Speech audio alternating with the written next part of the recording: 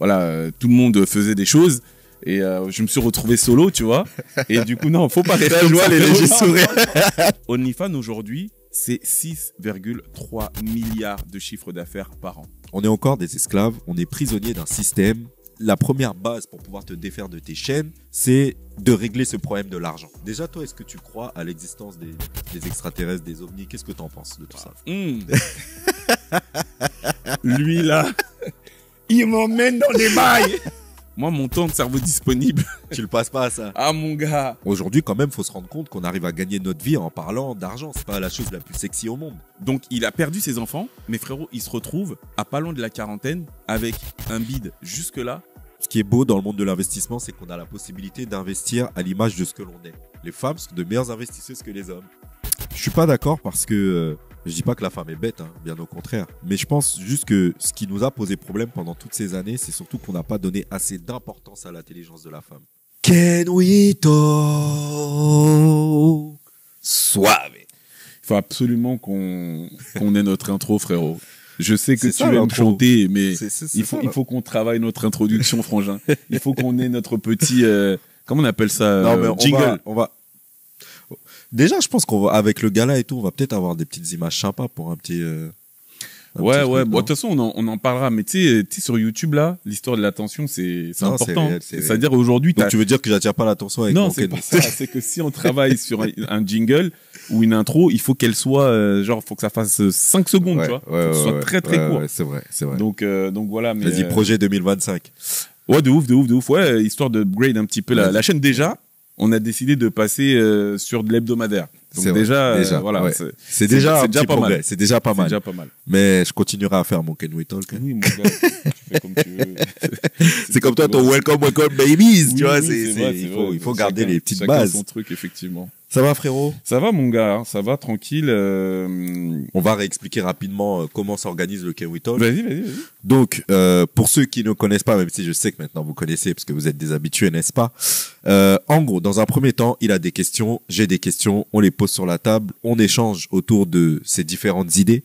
Ensuite, nous avons une étude de cas. Yeah. Nous répondons à cette étude de cas. Et pour finir, les coups de cœur. C'est Donc, ça. Les coups de cœur de la semaine. D'ailleurs, faudrait que je regarde, là. Je sais même pas si je l'ai bien noté, celui-là, celui de cette semaine. Tu parlais de l'étude de cas, c'est important, hein, mine de rien. On s'est rendu compte, en fait, que c'était quelque chose qu'il nous fallait mettre un peu plus en avant. Absolument. Donc, en plus du fait que maintenant on va être hebdo, Yep. on a décidé de passer quotidien au travers notamment de la mise en avant de certains extraits, notamment ceux alloués à comment dire, à l'étude de cas. Pourquoi? Tout simplement parce C'est que une dinguerie. C'est abusé. sur tous les épisodes qu'on fait à deux depuis le début de Can We Talk, on fait des études de cas, donc on répond à certaines de vos problématiques. Mais ce qui est marrant, c'est que certains d'entre vous ne savent pas qu'il y a des études de cas. C'est ça. Ça s'entend, c'est parce que on est bavard, on aime bien parler pendant 2 heures. Et comme on fait nos études de cas à la fin et que certains d'entre vous peut-être ne vont pas jusqu'au bout, C'est ça. il y en a beaucoup qui savent pas qu'il y a des études de cas. Donc Oh. effectivement, Non, bah, excuse-moi, je t'ai coupé. non, mais en tout cas, donc effectivement, ce qu'on va faire, c'est que toutes les études de cas qu'on a pu faire, on va les extraire pour les reposter sur notre chaîne YouTube. Comme ça, vous pourrez voir réellement quelle est notre expertise, parce que nous, on dit qu'on est là depuis un certain nombre Mec, d'années, c'est ça que j'allais qu'on dire. fait de la gestion de patrimoine, mais à un moment donné, Mais on passe plus de temps. Enfin, je pense que les gens regardent plus du coup les thématiques qu'on traite en amont plutôt que le nerf de la guerre. Mais c'est dû aussi, je pense sincèrement, au fait que on a démultiplié les invitations et on a moins fait de podcasts à deux. Donc forcément, c'est pas toujours propice non plus, tu vois, C'est quand vrai. t'invites quelqu'un. c'est vrai. Mais voilà, on vous a entendu. Donc maintenant, vous serez servi. Hein. Vous aurez, vous pourrez mesurer notre niveau d'expertise, en tout cas en matière d'investissement et par rapport à tout ce monde de la gestion de patrimoine, puisqu'on va vraiment mettre en avant cette partie étude de cas et on va continuer à en faire sur les podcasts à deux. Et comme il y en aura plus, des podcasts avec que tous les deux, eh ben vous aurez bientôt, Et il faut le dire aussi, l'étude de cas, c'est quoi? C'est juste des gens qui nous suivent sur les réseaux. Donc déjà, allez suivre le C'est toi, frangin. c'est toi l'étude de cas en vrai. Voilà, allez suivre le frangin sur Instagram. Vous me suivez Yep. sur Loïc Instagram. Montlouis, Tous les Tracy liens, Enzo, on voilà, clique. tous les liens sont dans la description. Et concrètement, l'idée, c'est des personnes en fait qui nous sollicitent en DM et qui vont nous poser des questions par rapport à leur situation personnelle et on leur répond. Il y a des gens qui ont des besoins pour comprendre comment mieux gérer leur argent, comment développer leurs investissements en immobilier, développer leur investissement en crypto, comment, peu importe. Vous nous posez votre question et pour ce faire, soit vous la posez directement dans les commentaires, soit vous pouvez la poser. On a notre email aussi qui est mentionné. Oui, email, en DM sur les réseaux sociaux. Enfin, bombardez-nous où vous voulez. Et on vous répondra. Avec et même plaisir. au vu de l'endroit où on tourne là, on s'est dit que ça pourrait être intéressant à un moment donné de faire un spécial, comment dire, follower. Tu vois, genre à Can We Talk avec toutes les personnes derrière. Mec, tu vois, inviter des gens, dire aux gens, voilà, les 10 premiers qui je sais pas quoi, boum, on les fait venir ici, et du coup, on fait un truc en public, tout ça, avec une interaction string. Ce serait sympa. Dites-nous si ça vous dit. De ouf. Si ça vous dit de venir sur un plateau de Can We Talk pour qu'on puisse faire un épisode groupé comme ça, mais j'aime beaucoup l'idée. Ouais, très très fort. On est début novembre. Et mon mois préféré de l'année, tu le sais. Mais c'est justement pour ça que je voulais en parler. Ah bon. C'est que je sais pas si vous allez l'entendre ou pas, mais le frangin est touché. Et est-ce que tu peux expliquer pourquoi? Parce que là, prochainement, là, il y a plusieurs choses. Il y a plusieurs choses. Déjà, comme vous le savez, le mois de novembre, je l'ai dit l'année dernière, hein, c'est mon mois préféré de l'année. Allez voir l'épisode si vous voulez vous en rappeler. Et voilà, c'est un mois où la mélanine est au plus bas dans mon corps et donc je suis assez fragile. Voilà, ça s'illustre de par ce que vous pouvez entendre à travers ma voix. Et en plus de ça, je prépare un départ pour la Côte d'Ivoire la semaine prochaine. Donc je vais partir une dizaine de jours pour fin novembre. Je vais repérer les lieux tout simplement parce que je ne connais pas la Côte d'Ivoire et je prévois pourquoi pas d'y vivre l'année prochaine. Et comme vous le savez, lorsque l'on souhaite de voyager sur le continent, il faut se faire piquer. Donc pour se prémunir, voilà, pour se prémunir, se protéger. Je sais pas c'est quel genre de prémunir pour tomber malade comme ça là. Mais de prévention. Non, mais en tout cas, enfin moi aussi, hein, j'ai passé le fameux. Par contre, tu l'as fait où toi? Je l'ai fait à un truc de vaccin là, centre de vaccination à Paname. Et t'as payé combien? Ouais, donc, enfin, à mon avis, t'as dû payer la même chose que moi, à peu près, du coup. Parce que je crois que quand tu le fais direct... Combien t'as payé, toi? Moi, j'ai payé une centaine d'euros, hein. 110 euros, un truc comme ça. Ouais, peut-être que, ouais, c'est possible. Voilà. Ça, c'est quand tu passes directement par les centres. Ouais. Parce que si tu vas voir ton médecin traitant, il va te dire d'acheter, du coup, le vaccin. Mais, le fait qu'il te l'inocule, eh ben, ça te coûte pas autant, tu vois. J'ai pas de médecin traitant. Ouais, bon. Voilà. Donc, c'est une galère de trouver un médecin traitant, franchement. Mais, alors, aujourd'hui, oui. Bah ouais. Mais à l'époque, quand ils avaient dit de le faire, c'était beaucoup moins compliqué. Aujourd'hui, les gars, ils te prennent pas si jamais t'es pas leur, mais ils prennent pas de nouveaux, ils prennent pas de nouveaux patients. Exactement. Voilà. La France est, ouais, voilà. Donc, départ, t'es pressé? Grave. Franchement, je suis pressé et un peu angoissé en même temps, parce que j'y vais seul. J'ai pas l'habitude de voyager seul. Mais bon, il faut faire, on fait ce qu'il faut, quoi. Il faut aller repérer le terrain. De toute façon, je vais faire une petite annonce sur les réseaux sociaux pour savoir qui est déjà là-bas, qu'est-ce que vous me conseillez de faire, même si certains dans mon audience ont des contacts sur place pour me dire qui aller voir, s'il y a des gens qui peuvent me faire visiter. Voilà, j'y vais vraiment pas pour faire le touriste et voir les belles plages, mais pour voir à quoi ressemble la vie sur place, quoi. Si. Est-ce qu'il y a des écoles pour les petits, sachant que mon petit il aura 3 ans quand je prévois d'y aller. Les commentaires, les gars, commentaires. Franchement, n'hésitez pas à mettre, peut-être que quand on sortira l'épisode, je serai peut-être en train de revenir déjà. Ouais, parce que normalement, il sort là, enfin, juste après demain là, enfin, après-demain, il sort, voilà. Donc, tu seras encore là. Je serai encore là-bas. Bon, dans tous les cas, mettez quand même, ça pourrait rendre service à des personnes qui voudraient partir en Côte d'Ivoire sur fin d'année au début 2025. Mais, ouais, école pour les petits. Quelles sont les différentes activités que l'on peut faire sur place? Où est-ce que vous me recommandez d'habiter?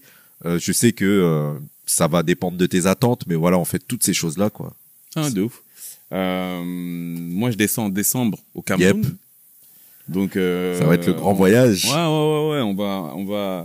On va aller faire un tour là du côté de la terre des ancêtres. Et un peu comme toi, j'ai super hâte. Pour le coup, je descends pas. Ça, je pense que ça, je l'aurais pas fait, tu vois. Descendre comme ça solo. Ouais. Déjà, je vais pas au cinéma solo, frère. Je vais pas aller, tu vois ce que je veux dire, dans mon pays solo, tu vois.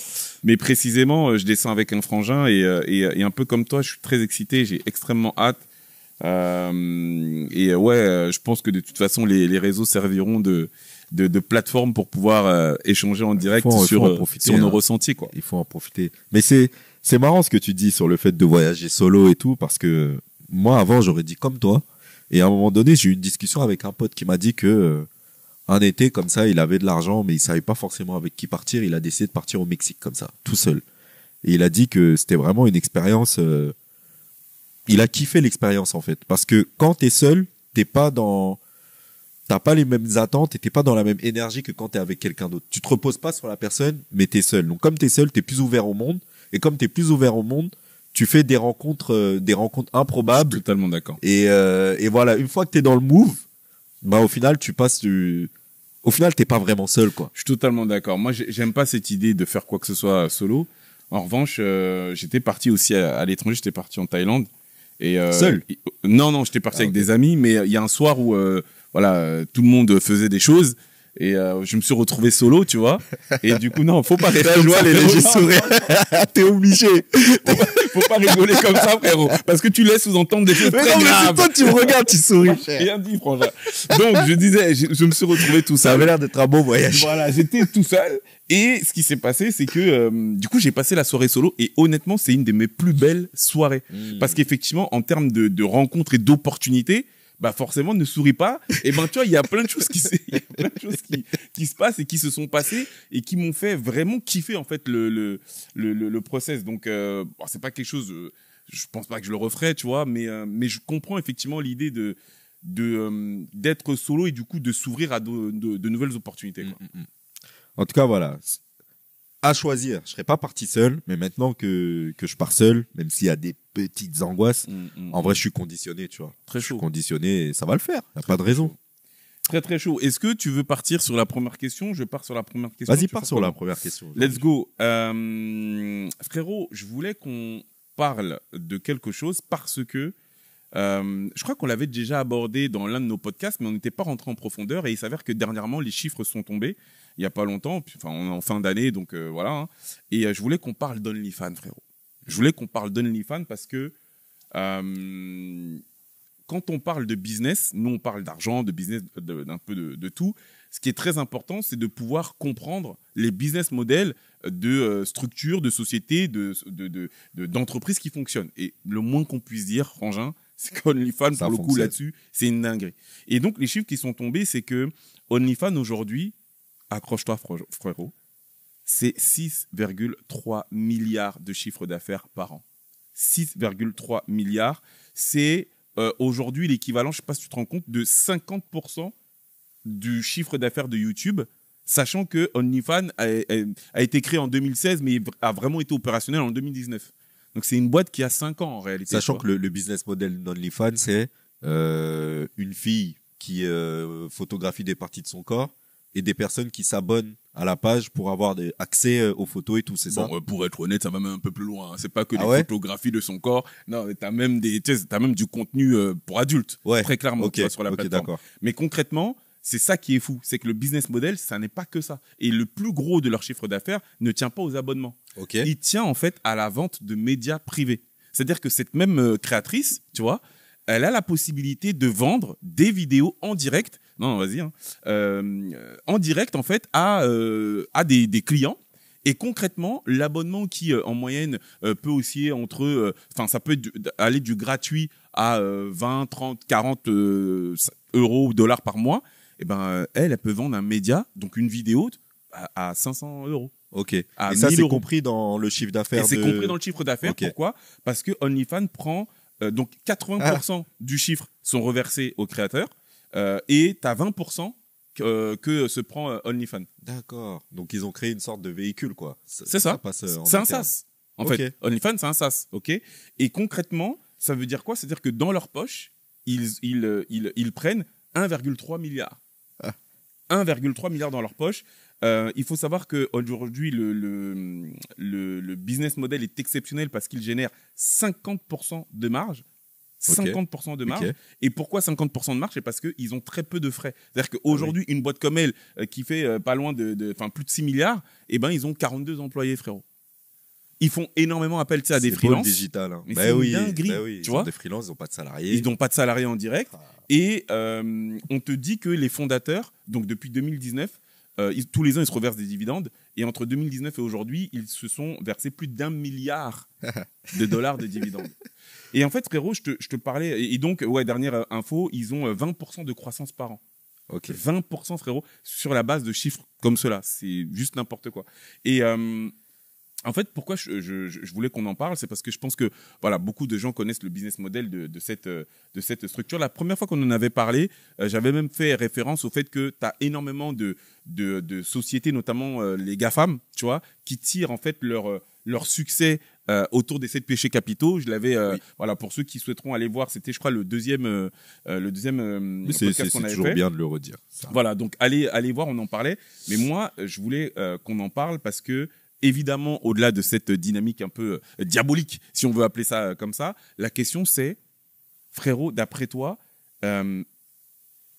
quelle typologie de SaaS on pourrait être amené à créer pour les populations en fait, qui évoluent sur le continent, sachant que aujourd'hui, et ça, cette info, je l'ai trouvé complètement dingue, il faut savoir que la Banque africaine de développement rapporte qu'il y a 650 millions d'utilisateurs de téléphones, de smartphones en Afrique, soit 2 fois plus qu'aux États-Unis, puisqu'ils sont 307 millions, et plus qu'en Europe, puisqu'on serait autour de 500 millions, tu vois, en Europe, à utiliser des portables. 650 millions, tu vois. Et ça, c'est des chiffres qui datent de 2022. Hein. Ouais, donc, donc, depuis, voilà. ouais. Donc, la question, c'est de se dire, OK, il y a un marché énorme. Aujourd'hui, ceux qui se mangent la part belle, ça reste quand même Orange, tu sais, avec Orange Money, puisque voilà, aujourd'hui, voilà, ils mangent tout. Qu'est-ce qu'on pourrait créer? Je sais pas. Moi, je te pose la question comme ça, mais il y a forcément un marché, tu vois. Qu'est-ce qui te vient comme ça? Il y en a plusieurs des marchés, je pense, hein, et tu me diras aussi ce que tu en penses. Mais déjà, enfin, je pense que on pourra faire beaucoup plus de choses avec les Starlink, notamment avec leurs puces. Ou maintenant, tu vois, parce qu'il y a un problème de réseau quand même en Afrique. Donc, t'as pas Internet partout, ouais. Voilà, il n'y a pas Internet partout. Donc déjà, dès que ça se sera réglé, c'est clair que ça laissera la porte ouverte à beaucoup d'éléments économiques et digitaux que l'on va pouvoir créer. Et je pense que pour chaque secteur, il y a des choses à créer. Et à commencer par, effectivement, le monde de la finance. Moi, je vois à notre niveau aujourd'hui, qu'est-ce qu'on a fait? On a créé une plateforme, d'ailleurs, la Nekao School, qui est une plateforme qui vise à permettre on a même pas à parlé, million... on est des malades mentaux. c'est pour ça que je le place maintenant. On le redira à la fin, mais je le dirai après. Mais en tout cas, voilà, pour ceux qui nous connaissent, nous on a créé la Nekao School, qui est une plateforme qui vise à éduquer 1 million d'afro-descendants aux notions d'éducation financière, aux bases en matière d'investissement. Putain, je suis désolé. Non, pas de souci. Du coup, je vais reprendre là-dessus. Ou non, je te laisse peut-être finir. Mais concrètement, ouais, on a une école qu'on a lancée il y a 1 an et demi qui est en train franchement de tout exploser. On est super content. La dernière fois, on a parlé du gala. Ouais. Je te laisse reprendre peut-être là-dessus. Ouais, je veux bien. Vas-y. Et du coup, oui, effectivement, nous avons créé ou fait notre premier gala pour pouvoir célébrer les 1 an de cette école que l'on a sortie. Et clairement, une école que tu crées pour initier des personnes à l'éducation financière, surtout quand c'est digitalisé, ça te mène à penser à certains produits, à certains services que tu pourrais développer. Et c'est vrai que la question se pose, quoi créer et comment le créer? Parce que c'est bien de créer une plateforme pour apporter des informations de base, mais il y a aussi des plateformes pour permettre aux gens réellement de créer des outils qui peuvent leur permettre d'investir. Et dans ce cas, investir dans quoi? Parce que tu pourrais investir dans des entreprises en Afrique, mais ça voudrait dire qu'il faudrait référencer les entreprises en Afrique. Donc, ça voudrait dire que les personnes là-bas doivent avoir une connexion Internet pour référencer leurs entreprises. Que derrière, le référencement pourrait derrière créer une notation des entreprises qui pourrait créer une confiance et donc tu pourrais investir dedans. Donc oui, il y a de grosses opportunités à développer et je pense peu importe les secteurs et les milieux, il y a tout à faire et l'Afrique doit profiter de toutes ces choses-là. Qu'est-ce que tu en penses, toi? Ouais, je suis d'accord. C'est forcément l'idée qui m'est venue aussi, tu vois. Il y a une grosse question qui se pose en matière de morale.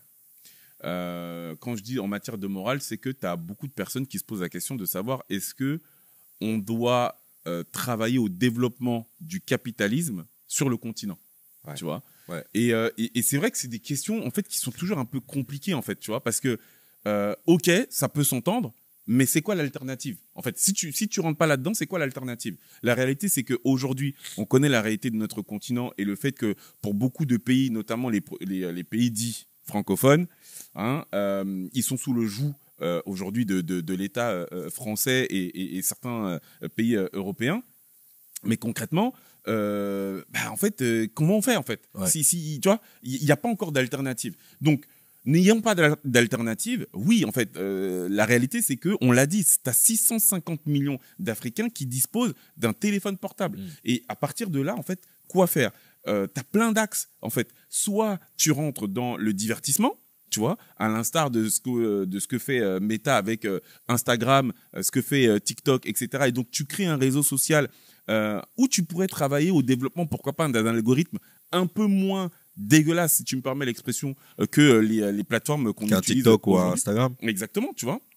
T'as l'axe alloué à l'éducation, donc c'est ce dont tu viens de parler, et je pense que nous, en fait, on aimerait plutôt s'inscrire dans cette direction-là, Ouais. en expliquant quels sont en fait, pour moi, 2 gros axes. Le premier axe, c'est développer ce qu'on appelle le make money, c'est-à-dire comment est-ce que aujourd'hui tu peux développer des revenus à partir de ton téléphone portable, tu vois. Je suis d'accord. Et pas au travers d'une formation ou quoi que ce soit, mais juste, tu vois, en ayant ce qu'on appelle une méthodologie dite pratico-pratique où les gens concrètement vont pouvoir commencer à gagner de l'argent. Et la seconde étape, donc allouée à l'éducation. Ok, maintenant, je commence à me générer un revenu, je commence à faire un peu d'argent. Comment est-ce que je peux faire pour qu'il me rapporte encore plus en travaillant, en développant mes connaissances en matière d'investissement? En fait, si tu veux, il y a tellement de verticales qu'on pourrait être amené à créer juste en ayant conscience de la réalité de ce truc-là. Je ne sais pas si tu imagines. Mais j'imagine.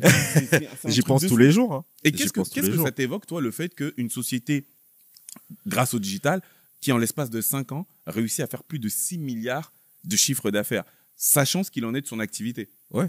Parce que, voilà, tu vois, qu'est-ce que ça t'évoque? Je pense qu'il faut savoir s'en inspirer. Je vais pas critiquer quelqu'un parce qu'il a décidé de... Je pourrais perdre mon temps à dire c'est inacceptable, ces personnes-là font leur argent sur des choses, sur des valeurs qui ne me correspondent pas, etc. Mais je préfère mettre ça de côté et juste regarder le business model pour pouvoir le recalquer pour quelque chose qui m'intéresse. Moi, je suis reconnaissant aujourd'hui de me dire que ce business model existe. Parce que derrière, tu peux t'en inspirer pour pouvoir... Je vais redire exactement ce que je viens de dire. Donc, rien que pour ça, moi, je me dis juste que c'est possible en vrai. Et c'est possible parce que nous, aujourd'hui, on le vit. Aujourd'hui, quand même, faut se rendre compte qu'on arrive à gagner notre vie en parlant d'argent. C'est pas la chose la plus sexy au monde. Mais mine de rien, ça fonctionne parce qu'on a digitalisé la chose, qu'on arrive avec une certaine fraîcheur et on arrive par conséquent à intéresser des personnes qui veulent elles-mêmes s'enrichir. Et voilà. Et on s'est pas inspiré des personnes qui étaient dans le même secteur que nous à la base. On s'est inspiré des mecs qui étaient dans l'entertainment, des mecs qui étaient dans d'autres milieux. Donc, il faut s'en inspirer et recalquer le modèle pour pouvoir le réadapter. Maintenant, par rapport à ce que tu as dit sur le capitalisme, moi, je suis d'accord. Mais la question à se poser, c'est est-ce que c'est la première question que l'on doit se poser? Tu vois? Parce qu'aujourd'hui, on est un peu des... Qu'est-ce qu'il y a? Non, mais je suis déjà en train d'imaginer certains commentaires. Tu sais, et ça c'est la réalité dans le monde entier, que ce soit aux Antilles, dans la diaspora, en Afrique. Pour moi, on est encore des esclaves. On est encore des esclaves, on est prisonnier d'un système et la première base pour pouvoir te défaire de tes chaînes, c'est de régler ce problème de l'argent. On va pas se poser des questions métaphysiques, il faut d'abord que l'on puisse avoir assez d'argent pour se développer à titre personnel, pour pouvoir s'en sortir, pour être libre. Dès lors que tu es libre financièrement, là, tu peux te demander comment est-ce que tu veux développer ton système. Moi, c'est ma façon de voir les choses. Qu'est-ce que tu en penses, toi? Non, mais je suis totalement d'accord. Et c'est des conversations qu'on a déjà eues tous les deux. Nous, on est très clair dans la direction en fait, qu'on donne au message qu'on prodigue. C'est-à-dire que concrètement, l'idée, c'est de dire aujourd'hui, il existe des leviers au travers desquels on peut travailler au développement de son enrichissement. On peut les critiquer, on peut trouver qu'ils sont sains, pas sains. Pour nous, c'est une question qui est quelque peu annexe parce que la réalité, c'est que quand on regarde la situation des hommes noirs, des femmes noires à travers le monde, au niveau de l'échelle sociale, très souvent, on est en bas de cette échelle. Pourquoi? Parce qu'on n'a pas converti autour de ce capitalisme. Et l'idée n'est pas de dire que l'argent est un dieu, l'idée est de dire que l'argent est un outil. L'idée est de dire que l'argent est une énergie. Exact. Et du coup, d'avoir en fait le savoir-faire pour réussir à démultiplier ce papier, eh bien, c'est être en capacité et disposer du pouvoir de pouvoir, pour le coup, agir pour de vrai, tu vois. Notamment sur le continent, notamment pour les personnes qui ne rentreront peut-être pas au développement d'une véritable communauté noire. T'as vu, aujourd'hui, t'as des gens qui disent ici en France, mais est-ce qu'il y a vraiment une communauté noire, tu vois? Ils se posent la question et quelque part, on peut l'entendre en fait, parce qu'on n'est pas organisé. Tu vois ce que je veux dire? C'est-à-dire que on existe, ça c'est une réalité, mais est-ce on existe en tant que organisation organisée pour on commence, mais voilà, tu vois, on est dans les prémices de ça. Donc concrètement, tu ne peux pas prétendre ou ambitionner le développement de quoi que ce soit si tu ne disposes pas du papier, si tu ne disposes pas de l'argent qui peut te permettre en fait de développer ces ambitions. Donc, voilà. Moi, je te rejoins. Donc tu maîtrises pas ça, t'es prisonnier. C'est ça. T'es prisonnier du système. Donc c'est pas la première question que l'on doit se poser. Même si oui, on peut commencer à s'imaginer, à se dire que ce n'est pas le système idéal. Là, je suis d'accord. Et effectivement, lorsque l'on redeviendra souverain de notre continent et de notre condition, là, on pourra réellement se poser sur une table et s'organiser, sachant qu'il est clair et net qu'il ne faut pas reproduire le modèle dans lequel on vit aujourd'hui. Moi, je trouve ça super intéressant quand même ce que tu viens de dire sur le fait de ne pas avoir à prioriser et ne pas avoir à se tromper de combat. Tu vois, quand tu regardes l'Asie, c'est un continent ancestral. Tu vois, ils ont leur histoire aussi qui est incroyable, tu vois. Ils se sont pas posé la question de savoir comment lutter contre le capitalisme. T'as vu, ils ont retroussé les manches et fin des années 70, début des années 80, ils ont commencé à charbonner pour aujourd'hui prétendre à concurrencer les États-Unis, tu vois. États-Unis dont on sait que déjà au début du XXe siècle, ils prêtaient main forte aux pays qui faisaient la guerre mondiale, que ce soit sur le plan militaire ou sur le plan financier, ce qui leur a permis d'imposer entre autres, tu vois, le dollar et de faire des milliards et des milliards, tu vois. Et ben la Chine aujourd'hui, qui est un des pays d'Asie, prétend les bousculer dans cette hégémonie. Avec les BRICS et notamment la création de leur monnaie bientôt qui va apparaître, là, le BRICS Pay. C'est clairement ce qu'ils sont en train de faire. Hein. Tu vois, donc il faut entendre que eux, en fait, ils se sont dit, ok, nous, on est basé sur ce qu'on appelle des sociétés dites traditionnelles et on ne veut absolument rien avoir à faire avec l'Occident. Aujourd'hui, effectivement, ils marquent cette différence au travers des BRICS, mais ils se sont pas posé la question du capitalisme, pas capitalisme. Ils ont dit, on va faire de l'argent et quand on aura le droit de citer, on va pouvoir proposer une autre chose. Modèle qui nous correspond. Aujourd'hui, ils proposent les BRICS. Exactement. Et c'est en ce sens que je pense que c'est comme ça qu'il faut pouvoir réfléchir, c'est-à-dire aujourd'hui, c'est celui qui a l'argent qui a la bouche. Donc, faisons de l'argent et ensuite ayons la bouche. Tu sais que tu as quelqu'un hier sur mon dernier post Instagram qui a commenté ouais, moi ça me dit rien de bénéficier, enfin de faire de l'investissement pour profiter de la spéculation et gagner de l'argent parce que tu contribues au système. Voilà. Qu'est-ce que t'en penses? Oui, non, mais tu vois, ça va être de la redite. Et encore une fois, je sais pas si tu te rappelles les conversations qu'on a, mais on se disait que, tu vois, c'est le genre de retour qu'on pourrait avoir de temps à autre, tu vois. Et en fait, c'est ce qui me tue, parce que tu me demandes du coup mon point de vue. Oui. On va quand même en parler publiquement. Oui, c'est ce qu'il faut. On est là pour ça. Ce qui me tue, c'est qu'en fait, il t'a laissé ce commentaire avec son iPhone. Donc à un moment donné, c'est exactement ce que je lui ai dit. Hein. Voilà. Donc je dis, tu veux pas contribuer au système, mais tu consommes rien. Voilà, c'est-à-dire qu'il a laissé son commentaire avec son iPhone, sur Instagram. Il l'a fait au travers de son abonnement téléphone internet qu'il a chez Free, chez Orange. À un moment donné, faut arrêter, tu vois. T'acceptes de consommer, mais t'acceptes pas de vouloir récupérer un peu derrière. Voilà. C'est ça qui me tue. Et ça n'a pas de sens, en fait. Parce que notre message, c'est juste de dire, t'as vu, toi, là, t'es en train de laisser ton message. Ça veut dire que tu as un compte Instagram et que tu scrolles sur Instagram. Notre message, c'est juste de te dire, OK, tu veux pas passer de l'autre côté, c'est-à-dire, toi, aujourd'hui, t'es donc consommateur, tu veux pas passer du côté de la personne qui valorise en ayant des actions dans lesquelles tu passes des heures, en fait, à consommer. C'est tout. Parce que si tu es sur Instagram, bah, ça peut être logique d'avoir des actions méta. C'est juste ça, notre message. Il s'agit que de ça. Donc le gars, il participe à quoi? Tu parles de participer au travers de ton argent alors que tu participes encore pire au travers de ta consommation. Donc mec, t'as vu à un moment donné les gens en fait qui ne font pas ce travail-là et c'est pas pour te tirer dessus, c'est juste que tu vois les Che Guevara comme ça du samedi soir. Non, mais franchement, c'est un peu dommage, tu vois.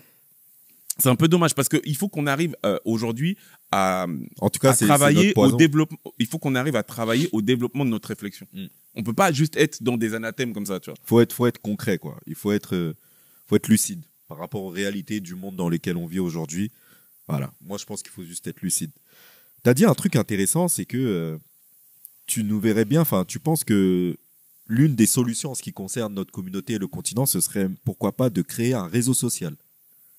Ah oui, pour les Tu personnes. penses que ça peut fonctionner encore en 2024 de créer un réseau social et de tout exploser? En fait, tu sais ce qui te fait fonctionner une idée, c'est ton marketing. Voilà. C'est-à-dire que à partir du moment où tu as la bonne cible et que tu as le bon message, ça peut fonctionner. Tu vois. Donc moi, je vois pas de problème. Encore une fois, Imagine un réseau social qui t'aide à faire de l'argent. Ouais. On tient un bail. Hein. Tu peux tout faire. TikTok s'est lancé des années après Facebook. TikTok s'est lancé des années après, tu vois, tous les réseaux sociaux. Et pour autant, ils ont réussi à faire leur place. Pourquoi? Parce qu'asiatiques, parce qu'ils ont créé leur propre algorithme et ils ont apporté en fait une offre de valeurs différentes. Et ça a tout pété. Donc peut-être que ça pourrait être intéressant et c'est pour ça que je disais qu'il y a plusieurs verticales, tu vois. Ça c'est plus peut-être pour la partie divertissement, mais même dans le divertissement, tu peux y mettre de la valeur, tu vois, de la psyché intéressante. Tu sais qu'on te dit que par exemple, l'algorithme, je sais pas si c'est vrai, tu vois, je l'ai pas vérifié, mais l'algorithme de TikTok ici en Occident, c'est pas le même que en Asie. Mais c'est même pas le même TikTok, c'est pas la même application. Je sais pas si c'est vrai. C'est vrai. J'ai téléchargé les deux, ce ne sont pas les mêmes applications. Enfin, c'est le même en fait, c'est le même algorithme, mais c'est pas la même application. En France, c'est TikTok et là-bas, ça a un autre nom. Et quand tu vas dessus là-bas, tu te rends compte que t'as pas de meuf qui twerk ou de non, tu tombes sur des vidéos qui vont quelque part te stimuler, tu vois, te donner envie de créer des avions, enfin, je veux dire des avions en papier, c'est beaucoup plus quali par rapport à ce que ça va glisser dans ton subconscient en fait. C'est pas de la merde. Moi, je pense qu'aujourd'hui, il faut rien s'interdire quand on pense digital. Et tu n'es pas obligé de réinventer quelque chose, tu vois. Tu peux très bien utiliser des éléments existants et travailler à ta propre réalité, à ta propre projection. Et je donne l'exemple de TikTok parce qu'on parlait du réseau social, mais c'est ce qu'ils ont réussi à faire. Il n'y a pas de raison que nous, sur le continent, on n'ait pas cette offre de proposition, en fait. On a une histoire incroyable, on a une richesse incroyable à tout niveau. On manque pas d'imagination, d'esprit de création. Tu vois ce que je veux dire? Aujourd'hui, on a les relais qui pourraient en fait travailler à faire en sorte de populariser et de communiquer sur ça, mais ça n'existe pas aujourd'hui. Ouais. Pourquoi? Tu vois, on balance des idées, frangin. T'as capté? Mais à un moment donné, non, mais ça se trouve le futur créateur du prochain réseau social africain. Il aura eu l'idée grâce à ce podcast qu'il est en train de regarder. Let's go, frérot. Et tu pourras venir ici, on passera par nos réseaux et on t'aidera au développement de tout ça. Avec grand plaisir. En fait, le truc, c'est que on peut pas courir tous les lièvres à la fois. Mais frérot, de toute façon, tu le sais très bien. La boîte à idées, frérot, ça s'arrête pas. Ça manque pas. Il faut juste être... et c'est aussi pour ça que ce podcast a été créé. J'en parlais il y a pas longtemps encore avec un frangin en lui disant, tu sais, cette histoire qu'on entend tout le temps, même si ça commence à tendre un peu à s'arrêter. Et d'ailleurs, notre dernier gala, on a été la manifestation, plus de 300 personnes qui étaient déterminées à développer leurs connaissances autour notamment de l'éducation financière. Mais je le dis parce que, je l'ai placé. C'est beau, c'est beau. Mais je le dis parce que aujourd'hui, il nous faut impérativement ne plus être dans cette idée de parler de la communauté comme si c'était une entité autre. La communauté, c'est toi, c'est moi, c'est nous tous en fait. Et on se doit, du coup, d'être dans l'action. Qu'est-ce que je fais moi individuellement pour travailler à la construction, à la solidification de cette communauté? Qu'est-ce que je fais? Qu'est-ce que je propose? Et ça peut être tout et n'importe quoi. Je peux être fort dans la couture. Je peux être bon boulanger. Je peux être boucher. On parlait de ça il y a pas longtemps avec un frangin. T'as vu voilà. Je peux être... En fait, quel que soit... En fait, je peux apporter ma pierre à l'édifice. Je sais pas ce que t'en penses, mais c'est réel. C'est réel. Et il y a toute une économie de là qui peut se développer. Et il y a rien de mal à dire que tu fais ça pour la communauté. Parce que faire ça pour la communauté, ça veut pas dire faire ça contre les autres. Et c'est juste cet aspect-là qu'il faut, je pense, qu'on continue à développer et à pousser. Et surtout, il faut dire les choses. C'est que c'est rentable. C'est rentable. Il y a assez d'argent dans la communauté. Il y a même beaucoup, beaucoup d'argent. pour ne pas dire qu'on est ceux qui donnons notre argent à tout le monde. Donc il est juste temps que nous, on puisse en bénéficier avant les autres et que l'argent puisse rester en circuit interne pour qu'on s'élève les uns les autres et qu'après on puisse distribuer au reste du monde. On donne tellement notre argent aux autres qu'aujourd'hui, tu regardes les plus grosses sociétés, elles font des campagnes ciblées pour la communauté. Tu regardes Nike, ils prennent les athlètes, les trucs pour nous. Tu regardes les films, ils prennent toujours, tu vois, donc ils savent très bien qu'on consomme. Même les marques de luxe, hein. Bien sûr. Et nous, on est contents derrière. Bien sûr. On est contents, on se sent mis en valeur, en avant et on consomme. C'est ça. Donc changeons un petit peu la narrative et devenons propriétaires pour de vrai en passant à l'action. Est-ce que tu voulais qu'on dise d'autres choses? Ouais, j'avais noté des choses juste peut-être en vite fait sur cette histoire des péchés capitaux en rapide parce que j'expliquais donc que les GAFAM, c'est les fameuses sociétés Google, Facebook, Amazon, etc. qui sont aujourd'hui le poumon, qui représentent le poumon de l'économie mondiale, notamment américain. Et je disais que pour beaucoup d'entre eux, en fait, ils ont basé leur business model en s'inspirant des 7 péchés capitaux. Et donc, pour faire très vite, je donnais quelques exemples. Au-delà même des GAFAM, hein, parce qu'ils vont me dire ouais les GAFAM, mais même au-delà des GAFAM, parce que dans le premier exemple, tu vois quand tu vois par exemple la colère, tu sais que tu sais on les appelle les chaînes de journaux télévisés H24 là, tu sais les BFM, les CNews et tout, tu sais que eux ils se basent sur la colère. Tu as aucune de ces chaînes là en fait qui diffusent du positif. Ils ne sont que dans la transmission de l'angoisse et donc de ce qu'on appelle, tu sais, ce qui diffuse en fait et ce qui renvoie à nos basses fréquences. Ouais, aux bas instincts. Ouais. Aux bas instincts, tu vois. Donc tout ce qui est colère, ils ont compris et ils font des milliards. Hein, parce que quand je dis qu'ils font des milliards, je ne parle pas que des BFM. Aux États-Unis, tu as l'équivalent avec Fox News, etc. Ce sont des chaînes en fait qui basent leur argent sur donc l'audience qui leur amène des spots publicitaires puisqu'ils ont des régies pubs. Ok.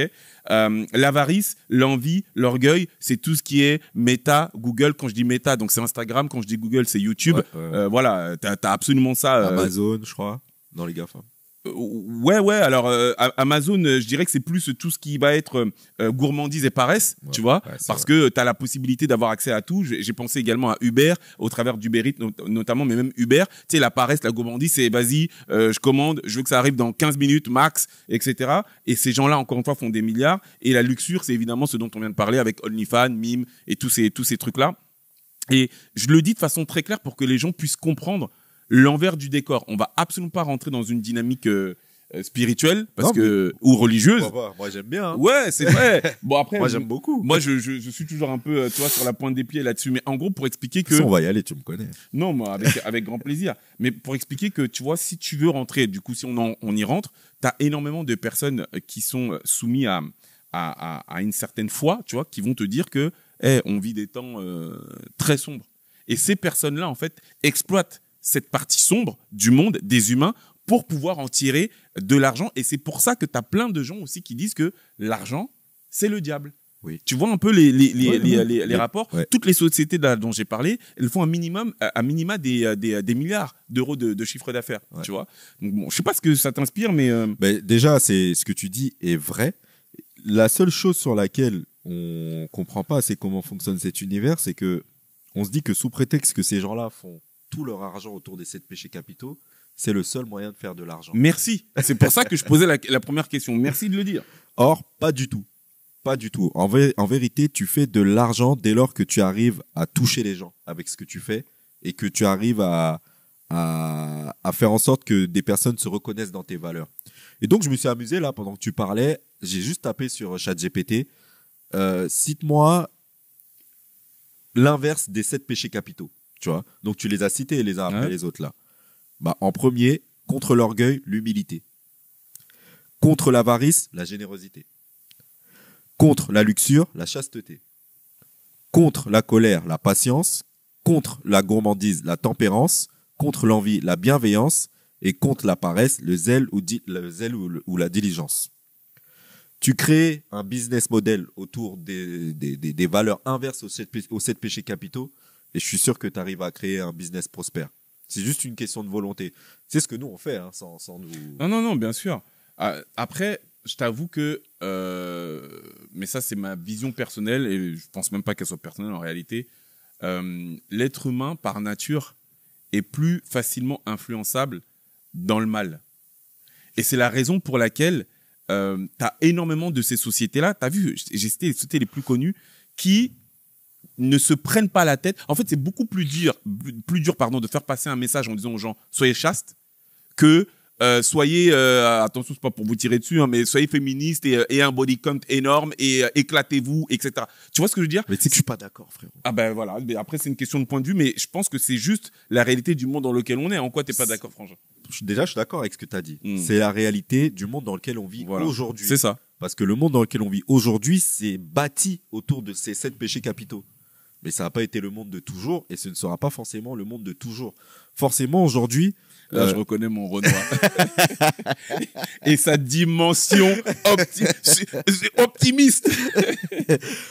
Optimiste et réel, parce que ouais, je suis vraiment comme ça. Mais forcément que les bas instincts vont beaucoup plus répondre et créer des échos dans un monde à basse fréquence. C'est sûr. Sauf que dans un monde qui s'élève petit à petit, tout ce qui est de haute fréquence a de plus en plus d'échos. Tout simplement. Donc, c'est pas parce que quelque chose est réel aujourd'hui que ça le sera pour toujours.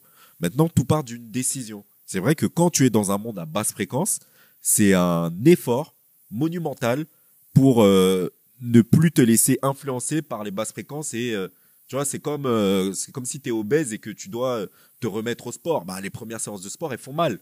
Mais au plus tu fais de sport et au plus tu commences à récupérer un corps, être en bonne santé, etc. Et après, ben, une fois que tu es en bonne santé, c'est plus compliqué d'être en mauvaise santé qu'en bonne santé.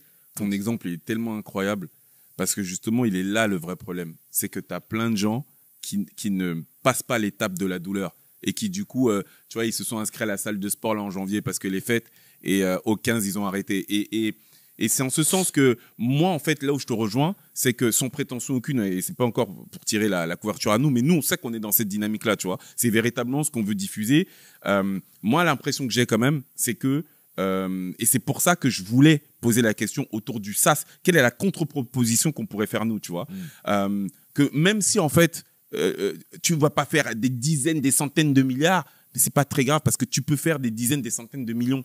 Et avec cet argent-là, on peut faire des choses, tu vois. Maintenant, est-ce qu'on arriverait à convertir un grand maximum de personnes, sachant l'effort dont tu viens de te parler là?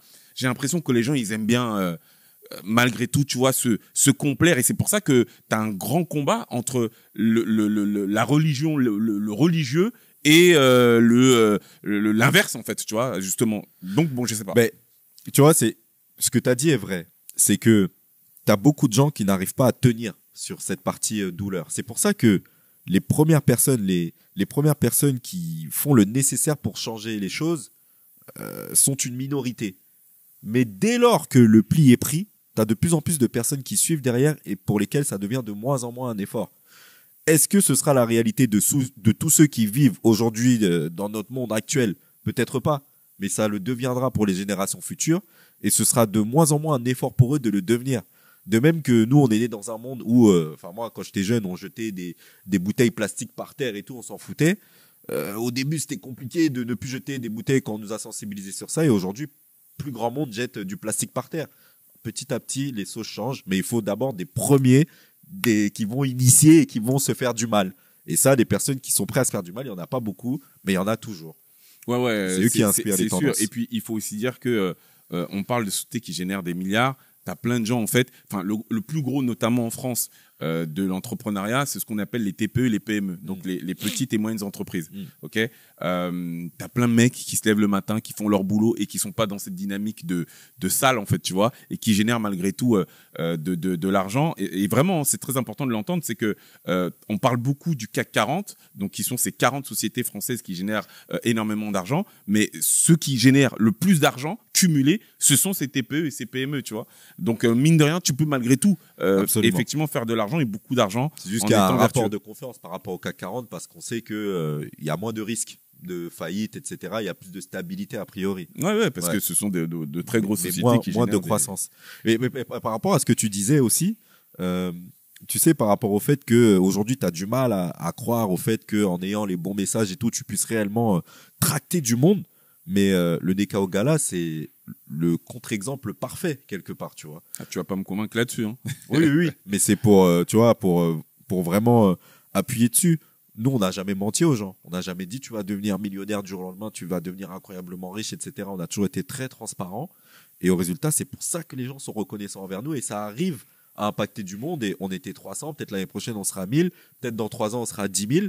J'aime bien sortir des stats comme ça, mais on changera pas nos valeurs pour autant, tu vois. Mais c'est ça que j'essaie de te dire, c'est que même dans 5 ans, je sais pas, comme tu as dit là, même quand on sera 10 000, on sera à 0,00001% d'une boîte comme McDonald's qui met en avant de la merde, tu vois, en bouffe, d'une boîte comme Uber, d'une boîte comme là, on vient d'en parler, OnlyFans. C'est ça que j'essaie de dire, c'est que ces sociétés-là, en fait, touchent les masses, tu vois. On parle vraiment de masse parce que elles sont sur des messages à basse fréquence. Et malheureusement, l'être humain est bien plus sensible à la facilité et à tout ce qui tient au graveleux, disons les choses clairement, que à ce qui élève. Maintenant, et c'est pour ça qu'on s'inscrit, et toi et moi, dans cette dynamique-là, avec plein d'autres, tu vois, c'est que je pense malgré tout que c'est pas pour ça qu'il faut aller dans cette direction. Est-ce que nous, demain, on touchera les masses? C'est peut-être même pas forcément notre objectif, parce que même quand on parle d'1 million, on est très loin des masses. Hein. Oui, c'est rien. Je le disais il y a pas longtemps dans un post que j'ai mis sur LinkedIn.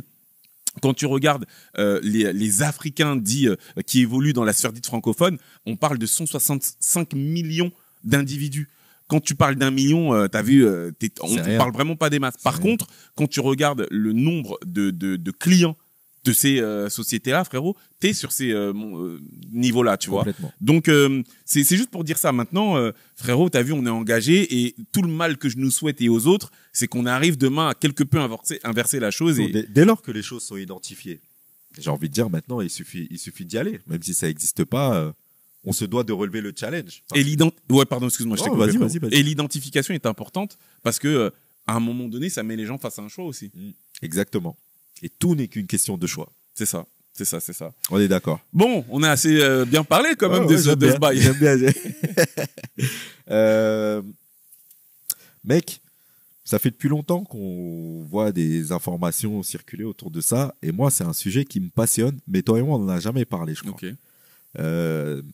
C'est les ovnis. Lui, là, il m'emmène dans des bails. Ok, let's go. Je sais pas, comme tu le vois, tu sais, maintenant, on sait que la NASA fait de plus en plus de recherches. Il y a de plus en plus de personnes qui ont fréquenté ces mondes-là, qui disent qu'ils ont vu des appareils, qu'ils ont vu des vaisseaux. Déjà, toi, est-ce que tu crois à l'existence des extraterrestres, des ovnis? Qu'est-ce que tu en penses de tout ça? Franchement, c'est une vraie question. Quand je dis que c'est une vraie question, c'est que je t'avoue que je me suis jamais vraiment posé pour me... je te la pose. Voilà, pour m'interroger là-dessus. Pour moi, ça me semblerait pas dingue en fait, tu vois, d'imaginer qu'il y ait une autre forme de vie. Je veux dire, quand tu regardes un petit peu la composition de l'univers, quand tu sais que nous, on est dans une galaxie, que dans cette galaxie, t'as je ne sais combien de planètes et qu'on est dans une galaxie, sachant que il y a je sais pas combien de galaxies équivalentes, d'imaginer qu'il puisse avoir une vie ailleurs, ça me semble pas fou en fait, tu vois. Maintenant, est-ce qu'ils sont passés nous visiter? Est-ce qu'il y a eu la preuve d'existence justement de cette vie humaine parce qu'on a vu passer des choses? Parce que ça, pour le coup, je sais pas trop, frère. Je te dis la vérité, j'en sais rien. Tu crois en Dieu? Ouais, bien sûr. Est-ce que ça n'ébranle pas du tout ton rapport avec ta façon de voir Dieu si un jour tu apprends qu'il y a des extraterrestres qui existent? Pourquoi ça le devrait? Je sais pas. Parce que à un moment donné, on a, par rapport aux religions, par exemple, la façon dont on nous a expliqué les choses, jamais on a tenu compte du fait qu'il y a de la vie ailleurs, tu vois. Alors oui et non. Parce que dans la Bible notamment, tu vois, moi je suis issu d'une famille chrétienne, on fait référence aux anges. Tu vois, on fait référence à l'ange déçu, donc le diable, et de ses démons. Je sais pas, si c'est pas des ovnis, je sais pas ce que c'est. Ah, en fait. Tu dirais... je sais pas, ils font partie de la planète, non, a priori. Même si ce sont... quand on dit ovni, il faut faire attention, parce que ovni, c'est objet volant non identifié. Donc pas des ovnis, mais des extraterrestres. Voilà. Donc c'est des extraterrestres. Quand on parle des anges, du diable, ce sont des êtres qui sont sur la planète. Ce sont juste Ah pas ben, des êtres humains. Ah ben en tout cas, c'est pas la définition qu'en donne la Bible. En fait, ce sont des enfants de Dieu, donc des anges ils ont été créés anges, OK? Et certains donc sont aux côtés de Dieu, d'autres ont décidé en fait de se rebeller avec leur chef, en l'occurrence le diable, Satan, bon, on l'appelle comme on veut, et ce sont pas c'est pas des êtres des êtres humains. Ce sont pas des êtres humains. Voilà, Mais c'est pas parce qu'ils sont pas êtres humains qu'ils ne sont pas ils sont êtres vivants. voilà. Mais tu peux ne pas être humain, mais être un être de la planète Terre. Par exemple, les animaux, les chiens, les chats, enfin, sont pas des êtres humains, mais sont des êtres de la planète Terre. Alors, en tout cas, moi, je te dis de ce que j'ai appris, tu vois, de la religion. En fait, ils ont cette capacité à disposer d'un corps dit immatériel et donc effectivement à pouvoir être sur Terre, mais également pouvoir Ailleurs. voyager ailleurs, en fait, tu vois. Ok.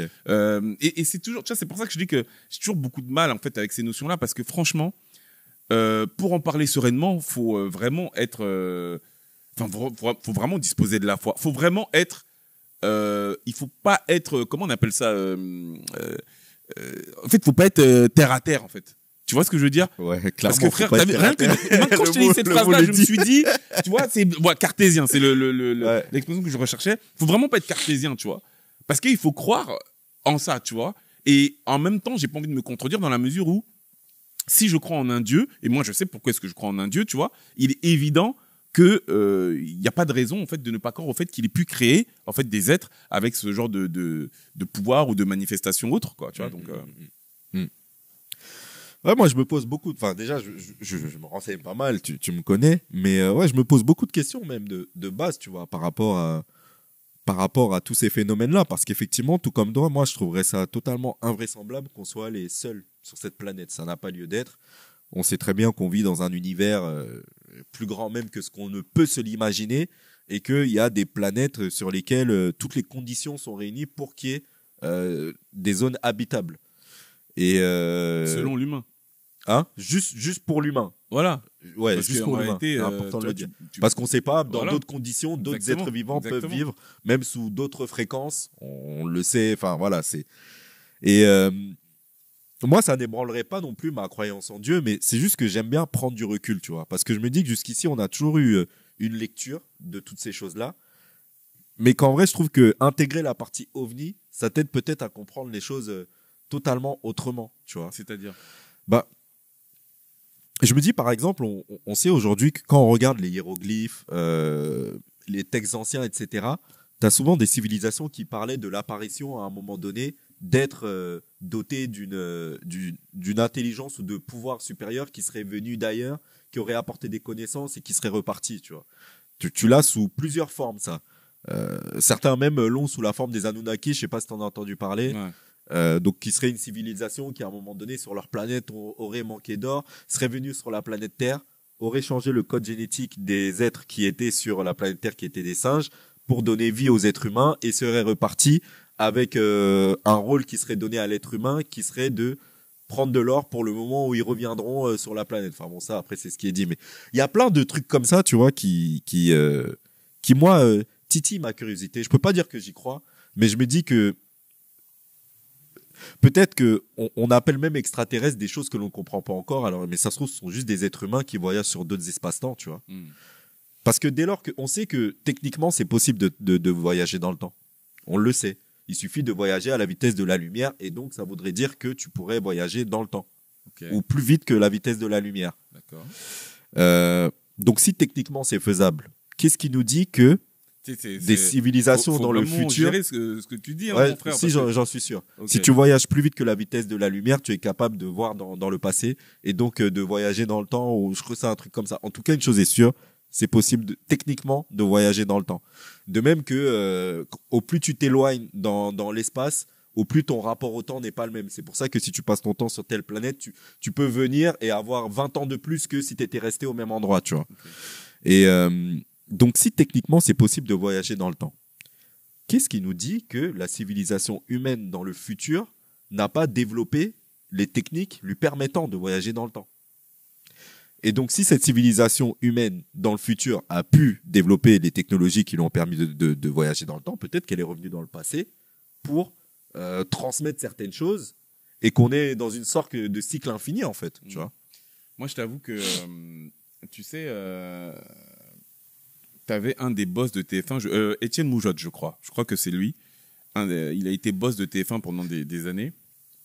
Et il avait, apparemment, c'est lui qui a inventé cette expression. Il parlait de temps de cerveau disponible. Parce que le business model d'une chaîne, on parlait tout à l'heure là de CNews ou BFM, c'est l'audience qu'elle génère pour pouvoir ensuite vendre des espaces publicitaires via ce qu'on appelle sa régie publicitaire. Et lui, il avait parlé de temps de cerveau disponible parce qu'en gros, il travaillait à essayer d'estimer le temps que les gens étaient en capacité de regarder en gros ces programmes de merde, tu vois. Donc c'était les jeux télévisés, c'était la télé-réalité, bon tout ça. Pourquoi je te parle de ça, c'est parce que Frangin, moi mon temps de cerveau disponible, Tu le passes pas à ça. ah mon gars, honnêtement, c'est en fait j'arrive à voir la dimension passionnante, mais en fait on est tellement plein de peut-être, si jamais. Il y a tellement rien de trucs que je me dis. En fait, moi, je préfère me concentrer. Donc, je parlais de temps de cerveau disponible sur des notions qui me permettent de convertir. Et en l'occurrence, nous, ce qu'on aime convertir, c'est des euros, tu vois. Donc, Toi. moi, ouais, c'est vrai. Moi, t'as vu, je dors très peu et je mange énormément d'informations sur des choses qui peuvent me permettre de convertir les choses. Honnêtement, ces notions-là, en fait, j'arrive même pas à voir. Ok, même si on a testé du fait que on peut revenir dans le temps, on peut même prouver effectivement que les gens sont revenus dans le passé. En fait, en quoi ça nous sert? Mais je trouve que ça nous fait voir les choses différemment, tu vois. Quand tu vois les choses d'un point de vue fini, t'as l'impression que ta vie va de là à là et qu'il n'y a rien d'autre. Tu vois pas les choses de la même façon que quand tu les vois en infini, tu vois. Ça, déjà, je suis d'accord. Ça, je peux comprendre l'impact, ouais. Et donc, au quotidien, ça ne te fait pas développer les choses avec le même sens. Et moi, comprendre ces choses-là, c'est comme si ça ouvre des portes dans mon cerveau et ça me permet de relativiser sur énormément de choses au quotidien, tout simplement. Tu vois, c'est comme, je dirais pas que c'est une thérapie, mais ouais, ça m'aide à avoir plus de recul sur beaucoup de choses. Là où je te rejoins, c'est que je pense que, parce que tu en as fait référence, les civilisations égyptiennes qui utilisaient notamment ces hiéroglyphes, ils n'ont jamais pensé en 1 an, en 5 ans ou en 10 ans. Non, parce que sinon, enfin, ce qu'ils ont créé, ils sont pas morts en fait, puisqu'aujourd'hui encore ils existent à travers ça. Donc cette dimension-là, j'arrive à la comprendre. Maintenant, ça revient un peu à la question qu'on posait sur est-ce que c'est le moment en gros de se poser la question d'avoir à structurer un autre modèle que le capitalisme. C'est qu'en fait il y a une urgence là qui fait que moi je sais qu'à titre personnel, je préfère me focuser sur des questions qui vont avoir un impact là, maintenant, tout de suite, dans ma vie, et pas forcément sur ce genre de questions maintenant, quand même, parce que vraiment, et je l'ai dit, tu vois, la question, je la trouve vraiment passionnante, tu vois. Tout à l'heure, tu parlais des Anunnaki, c'est ça, je crois. Anunnaki. Moi, j'avais entendu Oussama Hamar en faire référence dans un podcast, okay. Et c'était super intéressant, parce que lui aussi, bon, il s'intéresse à ces questions-là. Mais moi, je sais que, encore une fois, dû à mon éducation religieuse, il faut savoir que dans la Bible, il est fait référence des Néphilim. Et les Néphilim, c'était qui? C'était, déjà, enfin, avant de parler des Néphilim, il faut savoir que quand Dieu, en gros, il a rejeté Satan et ses démons, tu vois, eux, en fait, frérot, ils se baladaient, comme on dit. Et Frangin, à un moment donné, ils se sont dit, mais comment Dieu, il a donné à ces humains-là la possibilité de faire des bails dans la chambre? Et quand ils nous voyaient faire ça... Des bails dans la chambre. Attends, de quoi tu parles? Non, mais je peux pas préciser, frérot. Parce mais je sais de quoi tu parles. Mais okay. De qui tu parles de les anges. Ok, d'accord. Les anges, en fait, tu vois. Ok. Parce que en fait, ils sont là. En fait. Moi, dis-toi, tu connais quelqu'un. Moi, je connais pas trop la Bible. Ok, d'accord. Donc en gros, il y a des anges qui à un moment donné auraient été rejetés par Dieu. Voilà. Et seraient partis dans des vices pervers. Quoi. Exactement. Ok. Notamment parce que ils voyaient que nous, en fait, pour pouvoir faire en sorte que la terre puisse prospérer, on se reproduisait. Et eux, ils aimaient bien cette histoire-là. Ils se sont dit, mais comment nous, on peut pas faire ça? Donc, ils se sont matérialisés en humains et ils ont commencé à faire ça avec des femmes, tu vois. Sauf que, selon la Bible, les enfants qui sont sortis de ça, frérot, on les appelait donc des Néphilim. Okay. C'était ils faisaient apparemment des 3 mètres de haut. C'était des êtres humains dotés d'une force, mais monumentale. Et t'as des gens, par rapport à ce que tu disais, qui disaient que des témoins de l'époque auraient reporté, en fait, ce qu'ils ont vu sur, alors je sais pas si c'était forcément des hiéroglyphes ou en tout cas ils ont reporté en fait ce qu'ils ont été amenés à voir, et c'est la raison pour laquelle tu as certaines personnes qui se disent que la Terre à un moment donné a été peuplée De géants. et d'êtres humains supérieurs à la moyenne, etc. Et ben apparemment ça aurait été ces enfants-là. La suite de l'histoire, selon la Bible encore une fois, c'est que Noé apparaît, il y a l'arche, Dieu voit que franchement c'est le truc et il nettoie, tu vois. Donc tu vois ce genre de choses. Après on y croit pas, c'est réel, c'est pas réel. Je suis pas là pour dire ça. C'est juste pour dire que c'est des choses en fait qui sont restées dans l'inconscient collectif humain en fait, tu vois. Donc moi je trouve ça passionnant ce que tu dis, tu vois. Et c'est pour ça que je sais à quel point ces croyances-là, quand elles sont ancrées, c'est compliqué de les remettre en question. Mais je trouve qu'il est important, dans l'ère dans laquelle on vit, de savoir tout remettre en question. Remettre les choses en question, ça veut pas dire croire ou ne pas croire. Ça veut juste dire se permettre de prendre du recul, observer un élément et même le mettre face à d'autres choses. En perspective. Tu vois, en perspective face à d'autres choses. Et lorsque tu mets les choses en perspective, tu peux peut-être un peu mieux comprendre derrière. C'est juste ça. Et forcément, ça va changer ton système de pensée, mais est-ce que ça va faire en sorte qu'il ira à l'encontre de ce que tu pensais avant? Pas forcément. Dans certains cas, ça peut même t'aider à confirmer certaines choses. Que quelqu'un comme moi, qui n'ait pas été éduqué dans la religion, croit fermement en Dieu, ça explique quand même beaucoup de choses. Tu vois. Moi, je crois en Dieu aujourd'hui. Et par contre, est-ce que je crois au message qu'il y a dans la Bible? Vraiment, pas forcément. Tu vois, pas à tous. Qu'est-ce qui te fait croire en Dieu? Qu'est-ce qui t'a mené, en tout cas, à développer une foi en Dieu?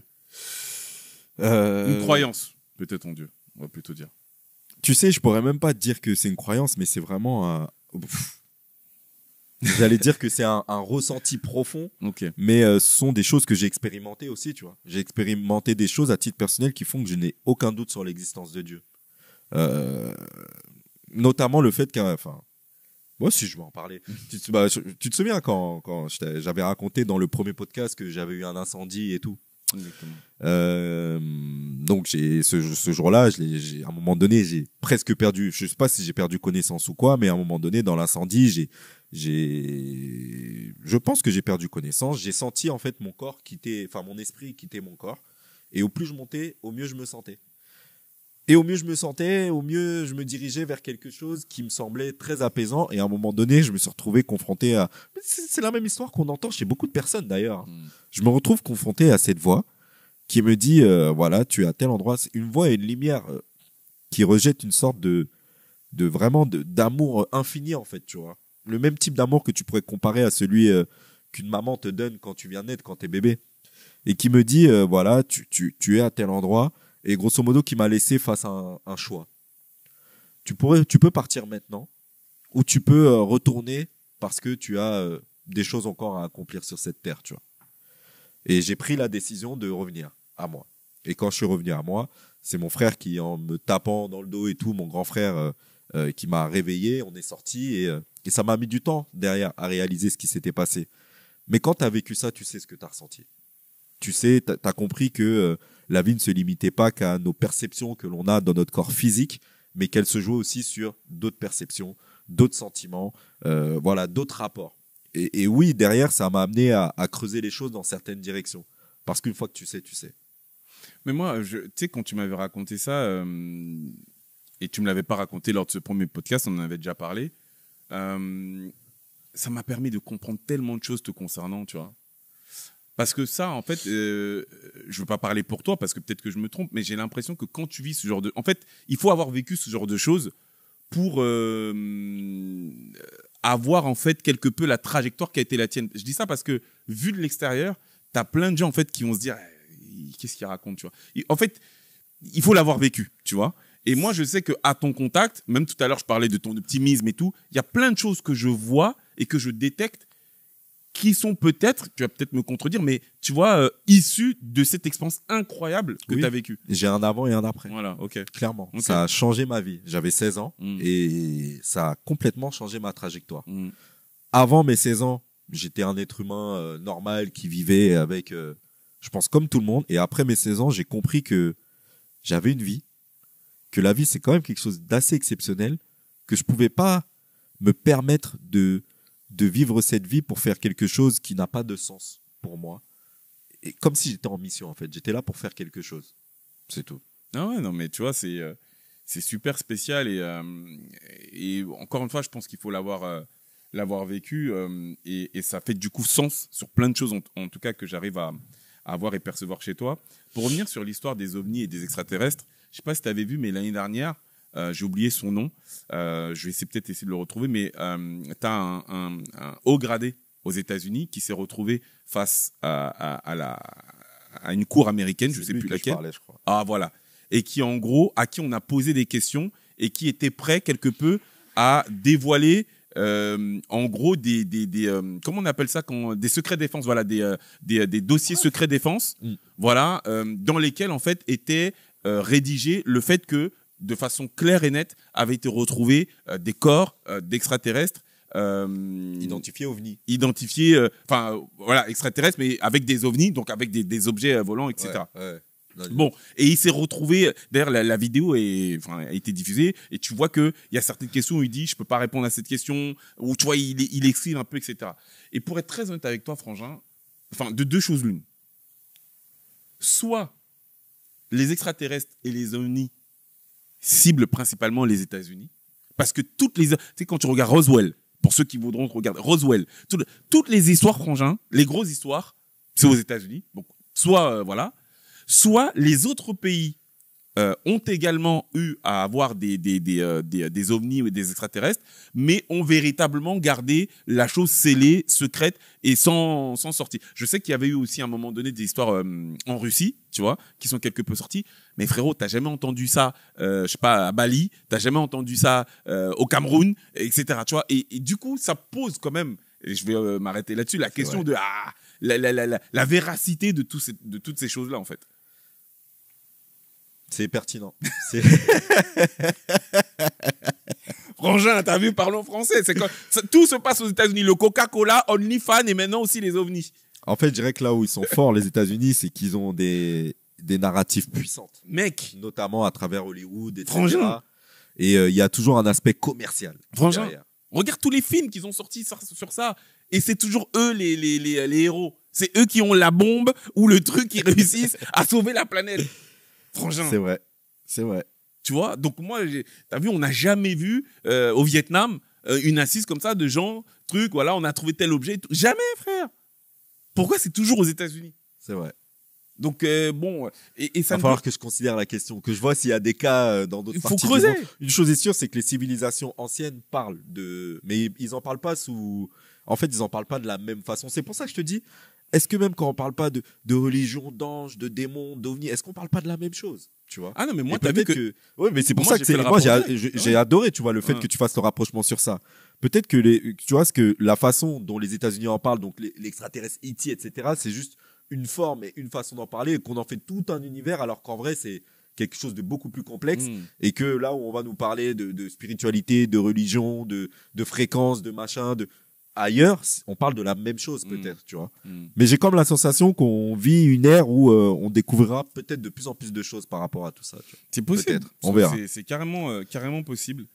À mon tour d'évoquer le sujet, on en a brièvement parlé il y a quelques jours, toi et moi, mais j'ai rapidement coupé le truc parce que je voulais qu'on puisse en parler face cam. Let's go. Parce que c'est un sujet en fait qui est considéré comme étant, comment on dit, unpopular position, ou tu vois, en gros, c'est... Qui n'a pas la cote. Voilà, c'est ça. C'est des trucs où tu peux avoir derrière des commentaires un peu relous, mais je voulais quand même aborder la question parce que, en fait, on est des hommes, et de par, en fait, cet état, ce statut, les gens diront ce qu'ils veulent, il y a une réalité qui nous est propre. Comme pour les femmes, il y a une réalité qui leur est propre quant à la manière dont elles sont amenées à évoluer dans ce système, cette société, et les règles occidentales, la manière dont elles sont éditées. Et en fait, il y a quelques jours, j'ai parlé avec un gars que je connais, tu vois, qui m'expliquait que après 12 ans de relation avec sa femme, il se retrouvait le bec dans l'eau, quoi, dans la merde. En gros, elle a demandé le divorce, comme pas loin de 80 à 85% des divorces. Aujourd'hui, 80 à 85% des divorces prononcés sont initiés par les femmes. Les femmes, ok. ouais. Quelles que soient les raisons, parce que certainement souvent justifié, etc. C'est pas mon propos. C'est juste de dire que c'est une réalité, ok? Et donc elle demande le divorce. Bon, peu importe les raisons, mais en gros, moi en fait, ce qui m'a énormément frappé et presque même fait du mal dans son cas, c'est que tu sais, j'ai posté une vidéo il y a quelques jours là sur mon Insta. Allez nous suivre sur Insta. Yep. Loïc Monlouis, Tracy Enzo. Tout est dans la barre de description. C'est important le call to action. Toujours. Et dans cette vidéo, j'ai fait une blague en gros, tu vois. J'ai dit en gros en fait j'ai fait l'état de quelques épreuves par lesquelles je suis passé à titre personnel et j'ai appelé ça en gros le mur de mes échecs à 51 ans. J'ai dit que j'avais 51 ans. J'ai pas 51 ans, tu vois. Et du coup ça a généré énormément de commentaires et tout, j'ai rigolé avec mes followers. Ouais, je suis un peu un gamin, t'as capté. On pousse un peu l'algorithme. Mais précisément, en fait, pourquoi je te parle de ça, c'est parce que ça fait même un moment, tu vois, que plein de gens me disent mais frérot, t'as vu t'es pour ton âge quand même, t'as vu, tu restes en forme et tout, tu te laisses pas faire, etc. Et ça m'a même amené à deux réflexions, dont celle dont je voulais qu'on parle là, c'est que dans son cas à lui, je crois qu'il a un peu, enfin autour de mon âge, tu vois, mais en fait frérot, il a perdu sa femme, bon, c'est la vie, c'est comme ça. Il a perdu ses gosses puisque c'est elle qui a La garde. la garde. Mais frérot, Combien d'enfants? 3 enfants. Ok. 3 enfants. Donc, il a perdu ses enfants, mais frérot, il se retrouve à pas loin de la quarantaine, avec un bide jusque-là, avec 15 ans de non-pratique sur la manière d'avoir à aborder, draguer, etc. Et en gros, ce que je veux dire, c'est que le gars, il arrive à quasiment 40 ans. Frérot, c'est comme s'il avait tout perdu. Et en fait, pourquoi est-ce que je te parle de ça? C'est parce que mon propos, et j'aimerais bien avoir ton avis là-dessus, c'est que je pense qu'en tant qu'homme, on ne doit jamais abandonner le fait de rester in shape. Moi, j'appelle ça stay in shape for life. Mais tu ne dois jamais abandonner ça. Mais c'est vrai pour les hommes et pour les femmes. Hein. Mais en fait, tu vois, basé sur ce que je t'ai dit, tu vois, 80% du temps, c'est elle qui demande le divorce. Oui. Une femme. C'est encore Alors plus après, vrai peut-être pour les hommes. En mais... fait, c'est ça, moi, mon truc. C'est que Je vais te dire pourquoi je pense même que c'est équilibre. Enfin, c'est pareil pour l'un et l'autre. Mais vas-y. Mon propos, c'est que, tu vois, la femme, elle va partir avec les enfants et peut-être que dans ce cadre-là, c'est un peu plus compliqué pour elle de trouver un homme, etc., qui va accepter de rentrer dans une relation avec une femme qui a déjà des enfants. Mais encore une fois, j'ai commencé par dire qu'on est des hommes. On sait le travail que ça nous demande, nous, d'avoir à aller à séduire. Tu vois? Je parle pas des 1% des hommes qui sont comme Loïc Monlouis, qui ont tout l'attirail et qui ont juste besoin de dire bonjour pour que les choses se passent. Moi, je suis timide. Hein. Moi, je parle des 99% qui sont comme moi, frangin. Tu vois ce que je veux dire? Ah, putain, tu dis comme toi en plus, t'es sérieux là? Non, mon gars. T'es sérieux là? Moi, je parle de. Ça, c'est juste pour que derrière vous disiez, mais non, Tracy, t'es trop beau, arrête! Non, je parle en sincère. Je parle de 99% des gens qui sont comme moi, ok? Et qui, du coup, tu vois, sont dans une complexité. Franchement, si t'es pas dans les 1%, t'es dans les 1,5%, frérot. Arrête ça. Dans tous les cas, frangin, c'est beaucoup plus dur, tu vois. Et en gros, ce que je veux dire, c'est que, en fait, moi, quand je l'ai vu, en vrai de vrai, c'est le frangin. Mais je me suis dit, ça va être, en vrai, c'est vrai que ça va être compliqué, frère. C'est-à-dire que là, il faut qu'il se remette en forme. Il faut qu'il reprenne confiance en lui. Il faut qu'il arrive, en fait, à reprendre, tu vois, comment dire, les automatismes que tu as quand t'as vu quand t'es en mode drague, t'as vu, t'as des automatismes. Quand ça fait 15 ans que tu le fais plus, c'est pas évident. Et il faut entendre que quand t'es un homme, tu vas te manger une centaine, des centaines de noms avant d'avoir un oui. C'est clair. Enfin, vas-y, j'ai trop parlé. Non, mais Qu'est-ce que tu penses de tout ça? C'est réel ce que tu dis. Ton pote, il regarde Can We Talk? Frangin, on est ensemble, mais t'as vu, en fait, je lui ai dit que j'allais en parler, tu vois. Okay. Et donc voilà, j'ai juste pas donné son blaze et tout, mais oui, il regarde. C'est juste parce que bon, je vais prendre mes pincettes. Non, tu peux parler clair. Je peux dire vraiment ce que je pense. Dis les termes. Et c'est dommage qu'il attende d'en arriver jusque-là pour décider de se prendre en main. Parce que si il s'était pris en main tout au long de sa relation, peut-être même que ça aurait pas causé de divorce. Enfin, j'ai pas envie de dire de demander pourquoi ils ont divorcé. Ouais, c'est pas dû à ça. Généralement, c'est plein de choses. Ouais, voilà, c'est ça. Mais au milieu de toutes ces choses, il y a quand même du laisser aller. Et le laisser aller, c'est pas quelque chose pour moi qui doit être normalisé quand t'es en couple, surtout pas. Et c'est vrai que ça, c'est quelque chose, c'est compliqué. Et c'est pour ça que je dis que c'est aussi vrai pour les hommes que pour les femmes. C'est pas parce que vous êtes dans une relation et que vous êtes marié que vous devez vous laisser aller physiquement. au-delà du fait qu'il y a un monde extérieur, vous devez continuer à plaire à votre partenaire et vous plaire à vous-même, tu vois, être en bonne santé. Donc pour moi, le vrai problème, il est là. Parce que c'est vrai que, enfin, laisser 15 ans à te laisser aller et tout, et enfin se retrouver dans cette situation-là, c'est compliqué. Surtout à quel âge il a aujourd'hui? 40? Ouais, il a autour de la quarantaine, tu vois. Mais en gros, Il a du temps encore pour. non, c'est sûr, c'est sûr. Il peut, mais c'est vrai que. S'il s'y met, ça va le faire. Mais en gros, moi, j'entends ce que tu dis quand tu veux mettre sur le même pied les hommes et les femmes. Mais frérot, faut bien entendre quand même qu'il y a une différence majeure pour les hommes. C'est que c'est à nous d'aller vers la femme. La femme, tu vois, si elle se laisse aller, elle aura moins de sollicitations. Arrête-moi si je me trompe, frérot. Est-ce que c'est vrai? J'ai l'impression que c'est vrai concernant les jeunes. Que déjà, quand tu es une jeune fille, tu te fais plus draguer que quand tu passes un certain âge. Et que quand tu es un homme, quand tu es jeune, tu te prends plus tu te fais plus rembarrer que quand tu arrives à 30, 40, 50 et que tu es bien installé dans la vie. Est-ce que je me trompe?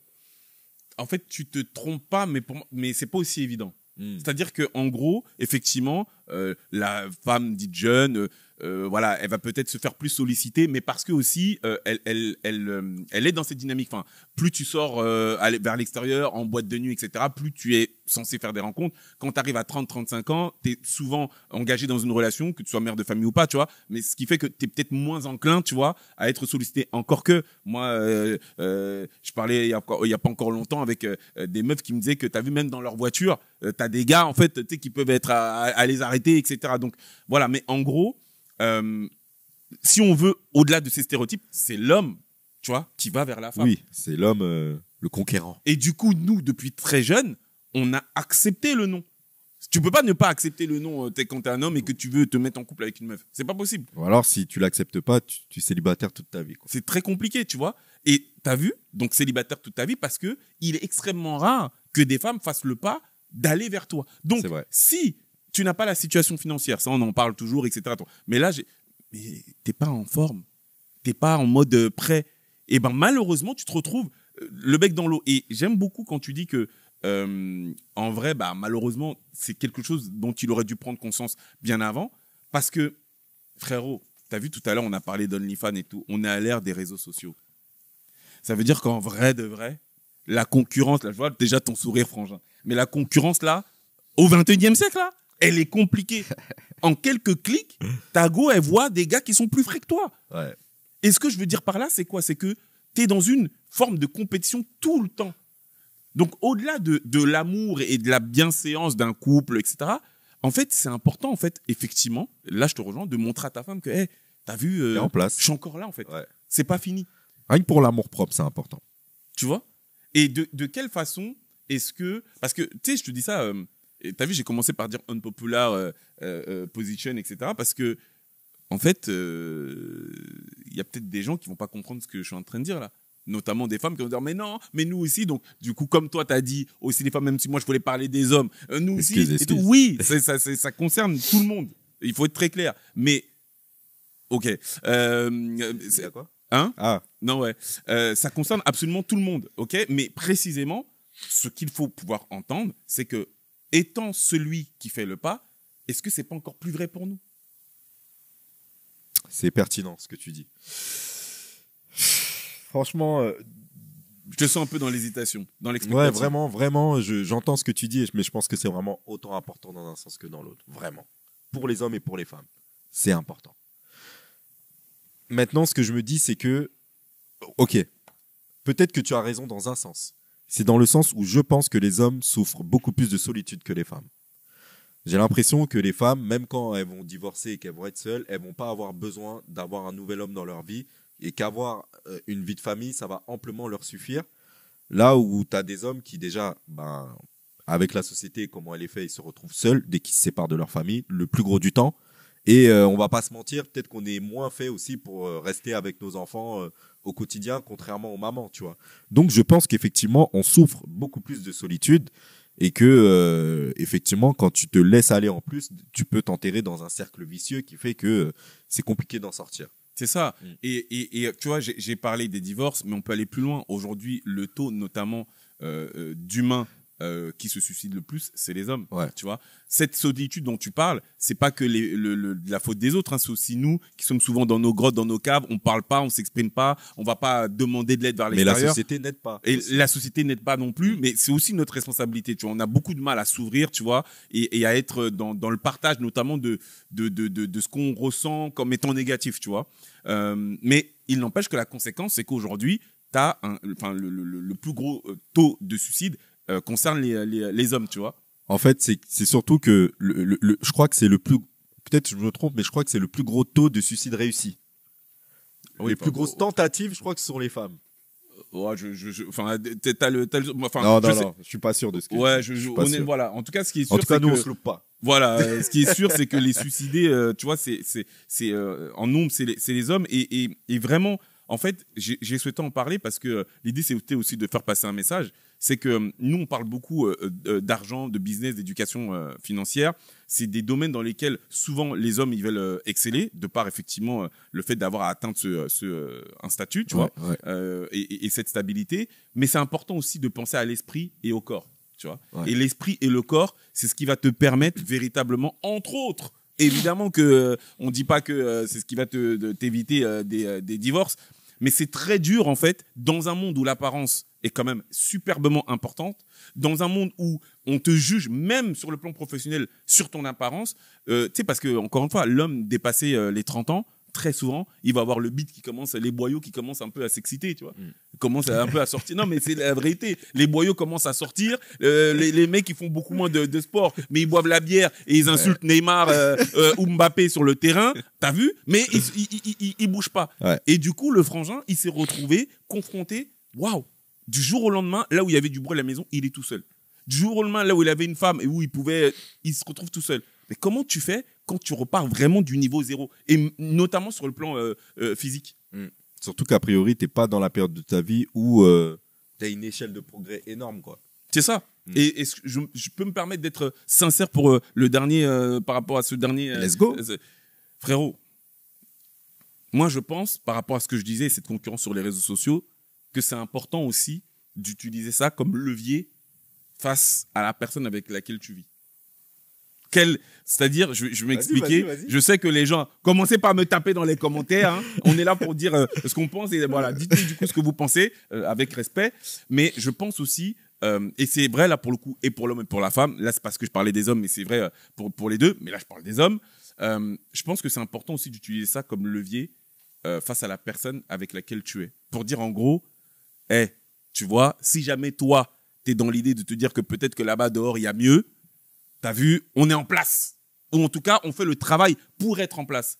Parce que malheureusement, je t'assure, frérot, dehors là, c'est la guerre. C'est pas parce que les gens, non, mais c'est pas parce que les gens sont installés dans des relations, ils ont l'impression que dehors là, frérot, c'est Bagdad. Donc, c'est très important d'avoir à mettre toutes ces chances de son côté. J'ai insisté sur le côté physique, alors que, t'as vu, on a parlé de spiritualité et nous, on parle beaucoup aussi de gestion financière et d'avoir à faire de l'argent. En fait, c'est un... Tout est lié. Tout est lié, en fait, tu vois. C'est un package complet qu'il faut réussir, dans la mesure du possible, à allier au mieux pour pouvoir se donner le maximum de chances de réussir sur le plan professionnel, mais également sur le plan privé et intime. Je suis d'accord. En fait, le but du jeu, c'est d'être irréprochable. Un maximum. Non pas pour te dire que si ça foire, c'est la faute de l'autre, mais surtout parce qu'on a réellement souvent tendance à tirer sur l'autre alors qu'on ne se regarde pas dans le miroir. Tu vois. Merci. C'est juste ça. C'est ça. Si à un moment donné, dans ta relation, tu t'es laissé aller, ne va pas tirer sur l'autre parce que ta relation n'a plus fonctionné. Parce que c'est pas parce que tu as des choses à reprocher à l'autre que tu es irréprochable, surtout si tu te laisses aller. Pourquoi tu te laisses aller alors que tu es dans une relation ? Qu'est-ce que ça veut dire ? Ça veut dire qu'au début, tu te laissais pas aller quand tu étais célibataire. Au début de ta relation, tu te laissais pas aller parce que tu étais dans la phase de séduction. Et une fois que c'est gagné, tu t'imagines que c'est plié ? Non, c'est pas comme ça. Quand tu fais ça, je suis désolé, mais tu respectes pas le contrat. Et ça, c'est important de pouvoir l'entendre. C'est ça. Donc, absolument le dire, frangin, on est ensemble. T'as vu, ouais, désolé frérot, hein, je parle comme si non, j'étais mais... comme un donneur de leçons, mais ce Non, que je te dis à toi, j'essaie de me l'appliquer pour moi Clairement. aussi. Et ce que je kiffe d'ailleurs aujourd'hui dans ce que je fais, c'est que d'ailleurs je m'en veux parce que je me rends compte que sur toute ma vingtaine, j'ai pas fait de sport. Parce que avant j'étais en mode ça sert à rien de faire du sport si je finis pas sportif professionnel. Donc c'est pour ça que j'ai arrêté à mes 20 ans. Et aujourd'hui, maintenant que je redécouvre le sport, notamment à travers la capoeira et tout, je me rends compte que ça fait du bien en fait. Rien Bien que pour sûr. soi, pour sa santé mentale De et ouf. tout, ça fait vraiment du bien. Donc, Tu sais que moi, c'est vraiment un moment à moi. Vraiment. T'as vu, j'arrive à la salle, j'ai mon casque, je mets mes podcasts, je mets la musique si je veux. Mais tu sais, c'est un moment où je suis face à moi-même et je te jure, tu sais, nous aujourd'hui, on est dans le développement de business, etc. Il y a tellement d'analogies, tu vois, qui peuvent se faire avec le sport. Moi, des fois, mais là, c'est vraiment le niveau zéro de la bêtise, hein, mais je peux être sur une répétition ou sur un temps par rapport à la planche, etc., où j'ai envie d'abandonner, où je me dis non. Et si je la passe pas là, je j'atteins pas l'objectif du chiffre d'affaires. Tu vois, De mais ouf, des de trucs ouf, tout de con, ouf. tu vois. Et ça me pousse. Et même dans l'adversité, du coup, dans la vie, t'as des parallèles en fait à faire. Tu vois, on lâche pas, tu vois. On va au bout du bout du bout. Et que ce soit sur le plan physique, c'est pour ça que je parlais aussi du plan mental. C'est exceptionnel, tu vois. Donc en aucun cas, faut lâcher ça. Je suis complètement d'accord. C'est vrai qu'à la muscu, j'ai ça, et à la capoeira, ce que j'ai, c'est que des fois, ça me demande tellement de concentration que ça me permet justement d'oublier tout le reste. Et ça fait du bien de couper, tu vois. C'est Bien comme sûr. une méditation. Parce qu'une fois que tu reviens après à tes activités, cette coupure te permet de mieux réfléchir.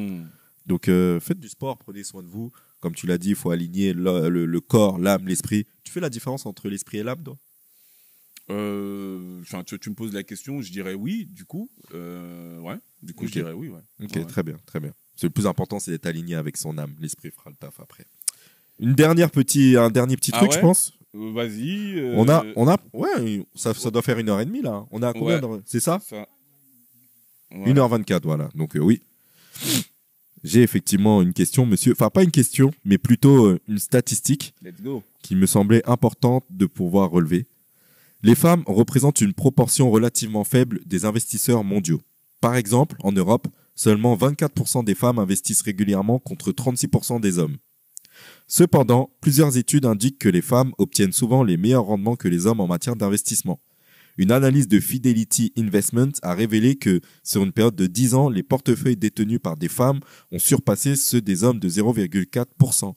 Cette performance est attribuée à des comportements tels que la diversification accrue des portefeuilles et une approche plus prudente face aux risques. Malgré ces performances, les femmes sont souvent moins confiantes dans leurs compétences en matière d'investissement. Comment est-ce que tu pourrais me l'expliquer?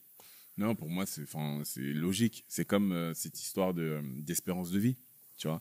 Les femmes, elles ont une espérance de vie beaucoup plus longue.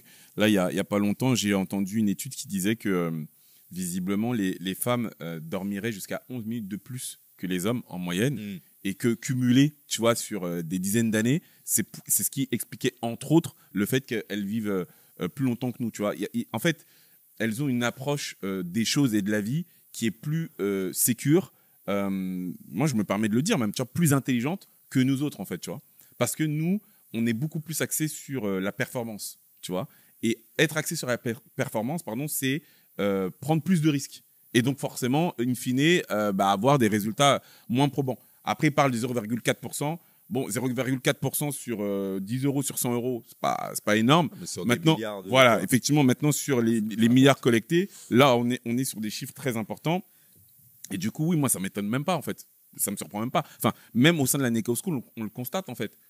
On a Surtout, 80% des personnes qui sont entrées dans notre formation qui sont des femmes. C'est un truc de fou. Là où je suis fier, c'est que quand on venait de sortir la Nekao School, on était à 98%. Tu vois, donc il y a de plus en plus d'hommes Ça se rééquilibre. qui intègrent la Nekao School et on est vraiment content pour ça.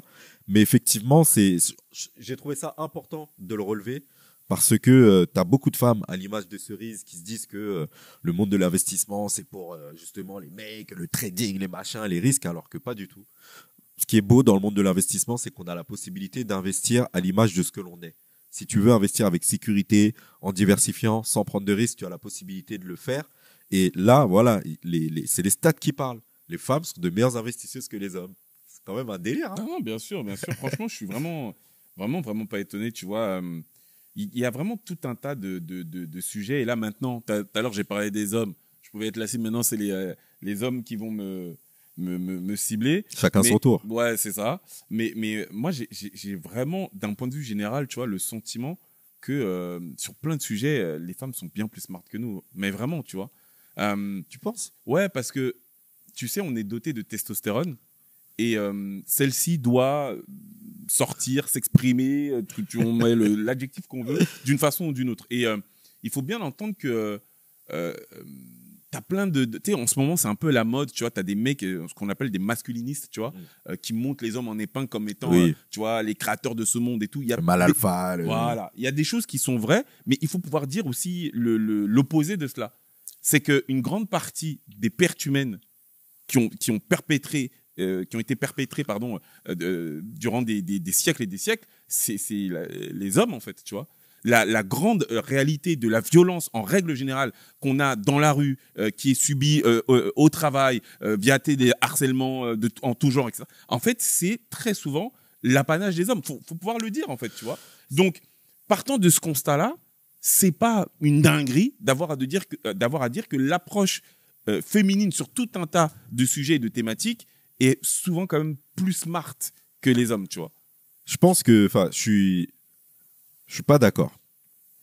Je suis pas d'accord parce que je dis pas que la femme est bête, hein, bien au contraire. Mais je pense juste que ce qui nous a posé problème pendant toutes ces années, c'est surtout qu'on n'a pas donné assez d'importance à l'intelligence de la femme. Mais ça veut pas dire que la femme est plus intelligente que nous.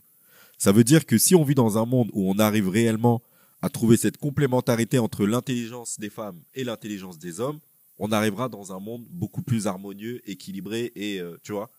Mais je dirais pas que les femmes sont plus intelligentes. Je dirais juste que leur intelligence n'est pas assez écoutée et reconnue. Tu vois. C'est une question de point de vue. Tu as vu, moi, je te l'ai dit tout à l'heure, je suis cartésien. Tu nous as donné un exemple concret avec des faits qui expliquent qu'elles sont meilleurs investisseurs que les hommes. Ça veut dire qu'elles sont meilleures là-dessus. Après, tu peux ne pas le mettre sur le plan de l'intelligence si tu veux, mais elles sont meilleures là-dessus. Il est avéré aujourd'hui qu'elles vivent plus longtemps que les hommes. Pourtant, on a le même ADN, c'est-à-dire on est construit de la même façon, tu vois. Voilà. Je pense qu'en vrai de vrai, en fait, comment dire, s'il y a complémentarité, ça veut dire qu'on n'excelle pas sur les mêmes choses. 100% d'investisseurs sécurisés, peut-être que ça te donnerait pas un monde qui fonctionne bien. L'autre partie allouée sur la performance et sur la gestion de risque fonctionne aussi dans ce système et sert à quelque chose. Les hommes ont des forces, les femmes ont des forces. C'est la complémentarité des deux qui te donne un ensemble fort. Si on dit que les femmes ont des forces, ça veut dire qu'il y a des choses sur lesquelles elles sont plus fortes. Mais dire qu'elles sont juste plus fortes, globalement, je pense que c'est se tromper. Ok. Tu vois ce que non, je veux dire ? c'est une question de point de vue. Moi, je l'ai déjà expliqué, donc je vais pas revenir là-dessus, mais en gros, j'ai quand même l'impression que, tu vois ce qu'on reproche aux femmes souvent, sur le fait qu'elles sont souvent soumises à leurs émotions, tu vois, à écouter leurs émotions, on gagnerait dans peut-être cet esprit de complémentarité, tu vois, à le faire aussi, tu vois. Et nous, on veut pas de ça, frère. T'as vu? Nous, ce qui nous intéresse, encore une fois, c'est la performance. C'est la performance, c'est le leadership, c'est le fait d'avoir tu vois ce que je veux dire? Et ça nous aveugle. On a besoin d'avancer, voilà. Il faut que... Et ça nous aveugle complètement, tu vois. Et la réalité, du coup, est celle que j'ai évoquée tout à l'heure. Maintenant, j'entends la nuance que tu mets, tu vois. Et si on était dans un monde 100% émotion, on serait pas plus arrangé non plus. Tu vois ce que je veux dire? Ouais, mais moi, le problème, pour moi, il est là. C'est qu'on n'est pas, du coup, dans un monde 100% émotion, mais on est dans un monde qui, à 80 ou à 90%, est plutôt masculin dans l'ensemble, tu vois. Et c'est pour ça qu'il faut donner plus d'importance aux forces de la femme. Moi, c'est pour ça, hein, je viens de le dire, j'entends la nuance que tu apportes. Je reste, malgré tout, convaincu dans les rapports humains que j'ai constatés depuis ma plus tendre enfance, tu vois. On est dans quelque chose qui n'a rien à voir entre l'approche féminine et l'approche masculine, tu vois. Je sais pas si je le dis parce que tu vois, je suis le fils à maman et que non, mais frérot, tu vis au quotidien avec des femmes, tu as ton rapport avec les femmes. Si ton expérience te montre ça, c'est ça. Moi, il y a des fois où je discute avec des femmes et je me dis, mais c'est pas possible. On vit vraiment pas dans le même monde. Ça, pour le coup, je te confirme. Je me le dis tout le temps aussi. Ça, c'est clair et net. Tu vois. Et on réfléchit vraiment pas pareil. Et franchement, à la fin de ces conversations-là, frérot, j'ai pas l'impression d'être bête. Non, mais en fait, c'est pas une façon de dire que je suis bête. Tu vois, je ne me descendrai pas de cette façon. Ce que je dis, c'est que tu vois, dans beaucoup d'échanges, quel qu'il soit, tu vois, que ce soit dans le business, d'un point de vue professionnel, ou même d'un point de vue personnel que j'ai pu avoir avec les femmes, même si, t'as vu, je suis Camerounais, team 237, donc je suis têtu et je suis un mec, t'as vu, voilà. avec le recul, je me suis souvent dit, ah, j'avoue, tu vois, en vrai de vrai. Tu vois ce que je veux dire? Maintenant, est-ce que la conclusion d'avoir à dire, ouais, que du coup, elles sont peut-être un peu plus intelligentes, c'est peut-être exagéré, je peux peut-être l'entendre. C'est pour ça que je disais que la nuance que tu apportes, pour moi, fait sens, tu vois. Mais il n'empêche que c'est quand même le ressenti, le sentiment que j'ai, tu vois. Ok. Ça a le mérite d'être entendu. C'est ça. Je pense qu'on peut passer à l'étude de cas, frérot. Let's go. Alors, cette étude de cas qui nous a été envoyée par Judith. Oh, Judith. Hey, hey, J'espère hey. que tu vas bien. Si toi aussi, tu veux que l'on puisse répondre à ton Important. étude de cas, commentaires, chat, etc., partout, tu peux nous retrouver et nous envoyer. Il n'y a pas de souci, on te répond avec grand plaisir. Salut les gars, je m'appelle Judith. J'étais là au Nekao Gala. Félicitations à vous. Je pense que vous ne mesurez pas l'importance de ce que vous êtes en train de faire. Mille merci à vous et je suis certain que l'on parlera encore de vous dans quelques années. Merci encore, Judith. C'est... Juste là-dessus, moi, tu sais que j'ai... En fait, ça me fait plaisir, mais j'ai quand même du mal avec ce genre de... Ouais, je sais pas où me mettre, moi, quand on me dit ça. C'est... Merci, déjà. Oui, Merci. merci, évidemment, tu vois, mais... Bon, bref. Mais tu ne mesures pas l'importance de ce que tu fais. Non, c'est frérot. pas par rapport à ça. Honnêtement, je la mesure même plus que... Et on parlera de toi encore dans 10 ans. Mais en fait, déjà, c'est vraiment pas ce que je recherche. Et d'autre part, je trouve que, en fait, on a un vrai problème dans la communauté. C'est d'ériger comme ça en épingle des hommes, des femmes, parce qu'on est très souvent à la recherche de l'homme ou de la femme providentielle. Et ça, c'est un problème. Ça veut pas dire que tu dois pas dire merci à quelqu'un qui t'a appris quelque chose ou quoi. Mais des fois, frérot, et notamment le jour du Nekao Gala, moi, on m'a dit des choses. Et je disais, les gars, moi aussi, je vais aux toilettes, j'en vois. Arrêtez, en fait, tu vois. On est ensemble, on est pareil, tu vois. Il y a ce truc, des fois, de... Ah, mais, je dis, merci, hein. Tu veux dire mais... que tu fais caca? Mon gars, comme tous les êtres humains, T'es pas sérieux. on se soulage de ouf, mon frère. Ouais. Il faut le dire. Oh, la technique rigole. Non, mais il faut le dire. Ah non, mais faut le dire. Bon, maintenant que c'est dit, moi aussi, de temps en temps, ça m'arrive. Pas tous les jours. Mais... Merci, Judith. Voilà. Mais des fois, plusieurs fois par jour aussi. Enfin bon, bref. Ah, tu es dans les détails, là, non, mon gars. mais Qu'est-ce qui se passe? Désolé. Ah, c'est ça, les garçons, pipi, caca, ça y est, tout de suite.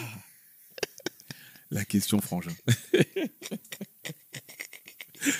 C'est pas possible. Ah là là là là. Concernant l'étude de mon cas, je n'ai pas vraiment de problématiques, mais surtout des interrogations. Car avant de vous connaître, j'avoue que j'avais pour rêve de devenir millionnaire. Mais en vous écoutant, j'ai l'impression qu'en vrai, avoir 1 million, c'est rien. Bon, c'est pas mal d'avoir 1 million quand même. Mhm. Ouais. Enfin, bon, ok. Du coup, ma question est la suivante. Est-ce que vous êtes millionnaire? Et que faites-vous avec 1 million d'euros en poche? Ah ouais. J'aime bien. Les vraies questions. Ok, bon, ça c'est... Bon, bref. Bon, je veux bien prendre la main. Vas-y, mon gars. Non, je ne suis pas millionnaire aujourd'hui. Pas encore. Moi non plus. Effectivement, 1 million d'euros, c'est pas grand-chose par rapport à la quantité d'argent qu'il y a sur Terre. Ceci dit, 1 million d'euros, quand même, c'est pas mal. Hein, enfin, voilà, mieux vaut avoir... Enfin, il y a beaucoup moins de gens sur Terre qui ont 1 million d'euros. Donc, forcément, par rapport à la proportion d'êtres humains, tu fais partie de quelqu'un de privilégié si tu es millionnaire. Mais c'est vrai que 1 million, c'est un chiffre symbolique qui ne change pas considérablement ta vie. Qu'est-ce que je fais moi aujourd'hui si j'ai 1 million d'euros là, comme ça en cash qu'on me donne tout de suite? Déjà, ce qui est sûr, c'est que je mets pas tout au même endroit et je fais pas la même chose. Enfin, je mets pas tout au même endroit. Il y a plusieurs choses que je pourrais faire. Une chose est sûre, c'est que je sécurise la moitié, au minimum. Je pense que je mets 500 000 euros peut-être en SCPI. Ouais. Comme ça, je sais que j'ai à peu près mes 5% de rendement. 5% de rendement, ça me ferait combien par mois sur 500 000? Attends, je calcule ça vite fait. 500 000 multiplié par 5%, ça me fait 25 000 sur un an, divisé par 12. Ah, ça me fait 2 000 euros à peu près par mois. Assuré grâce à mes SCPI, donc 500 000 euros qui travaillent, 2 000 euros par mois. Ensuite, je pense que je mets peut-être 200 000 euros en actions. Ou non, pas en actions, mais sur la bourse, donc actions ETF. Je pense que je mets 100 000 euros en crypto. Derrière, il me reste 200 000. Une chose est sûre, c'est que j'utilise aussi cet argent pour créer du crédit pour investir dans l'immobilier. Mais bon, l'immobilier, ça me donne un peu la flemme. Donc peut-être que même je ferai un crédit pour remettre dans la SCPI. Et j'utilise bien évidemment une partie du cash pour développer un business. Ou pour booster le business que j'ai déjà aujourd'hui. Voilà, là, comme ça, d'instinct, ce que je dirais que je ferais avec 1 million en cash. Ok, donc je l'ai répondu, non, je suis pas millionnaire. Je suis un wannabe millionnaire. Après, je comprends l'intérêt de la question, mais en fait, j'aime pas trop parce que finalement, en fait, je vais donner mon point de vue, tu vois, mais je vois pas en quoi ça va vraiment t'aider, Judith, tu vois. L'idée, en fait, ce qu'il faut retenir, c'est que il y a grosso modo, j'ai failli dire le gros mot, grosso modo, 3 gros leviers d'enrichissement, ok. Et Loïc, en fait, les a cités. Ça va être effectivement tout ce qui tient au marché financier. Tu peux le faire via différentes façons, via l'achat d'actions, via l'achat de TF. Il y a plein de façons de le faire.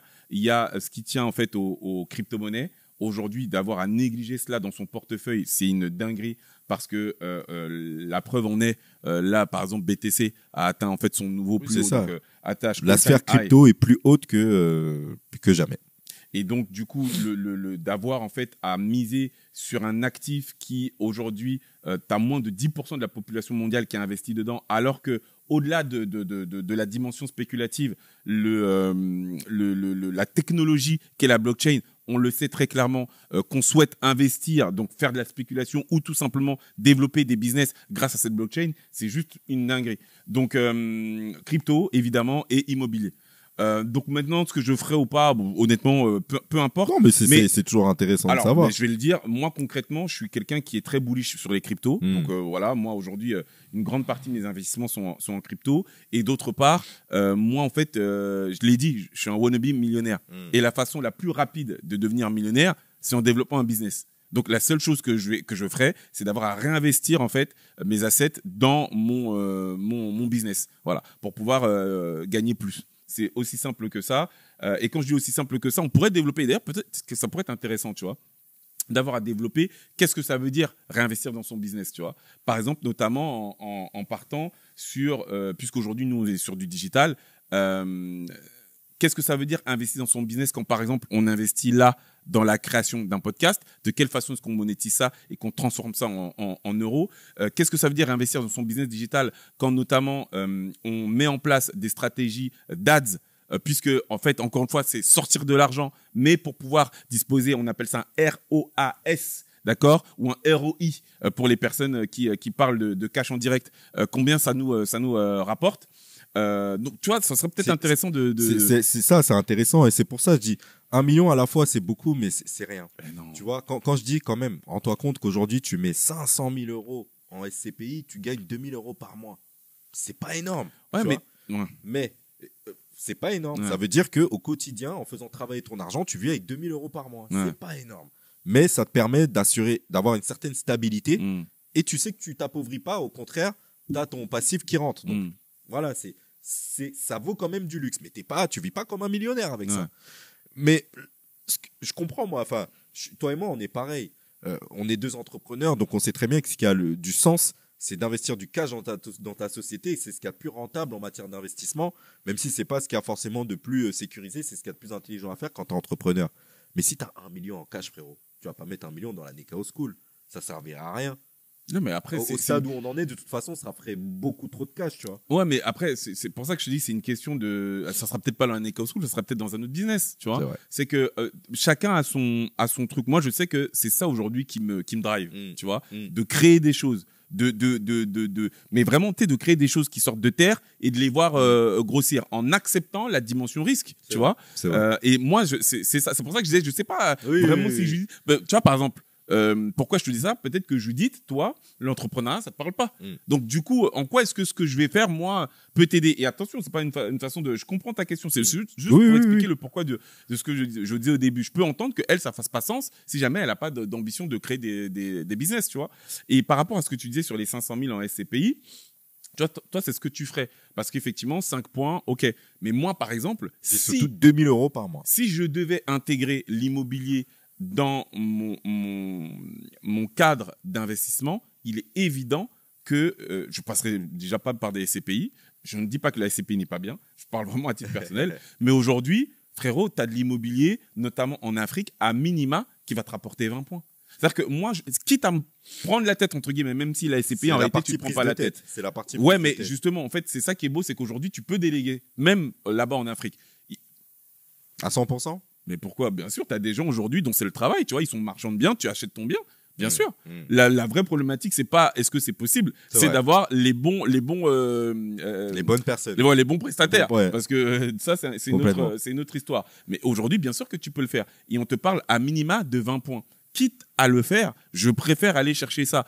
Ça tient aussi à ce qu'on disait tout à l'heure, hein, sur l'histoire de la performance. Tu vois, c'est peut-être parce que je suis un homme, j'aime la performance et du coup. Et c'est pour ça, j'ai pas dit que je mettais 1 million dans la SCPI, mais je mets au moins la moitié. Ouais, voilà, mais ça, j'entends. Et le reste, je préfère faire mes 20 points avec une somme plus petite que j'estime plus risquée, tu vois, investir.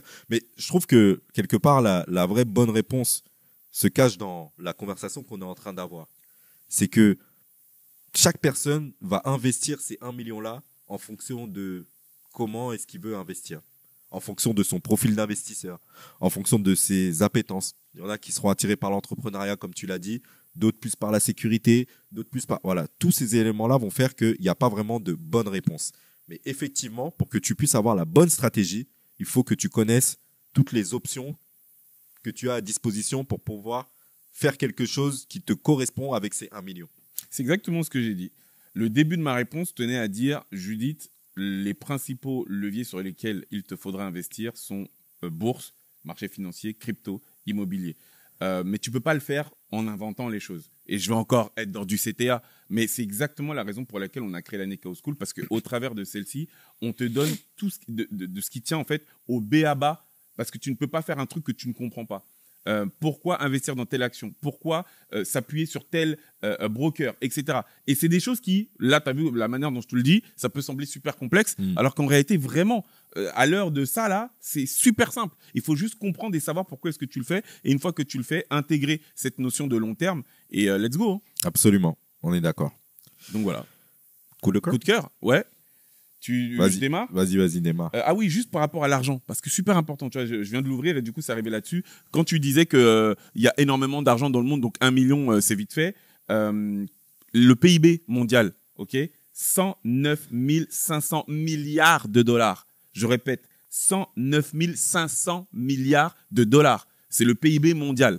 Donc, à partir du moment où tu as la notion, en tout cas le chiffre alloué à l'argent qu'il y a en circulation au niveau mondial, 1 million, je ne vais même pas parler de pipi de chat.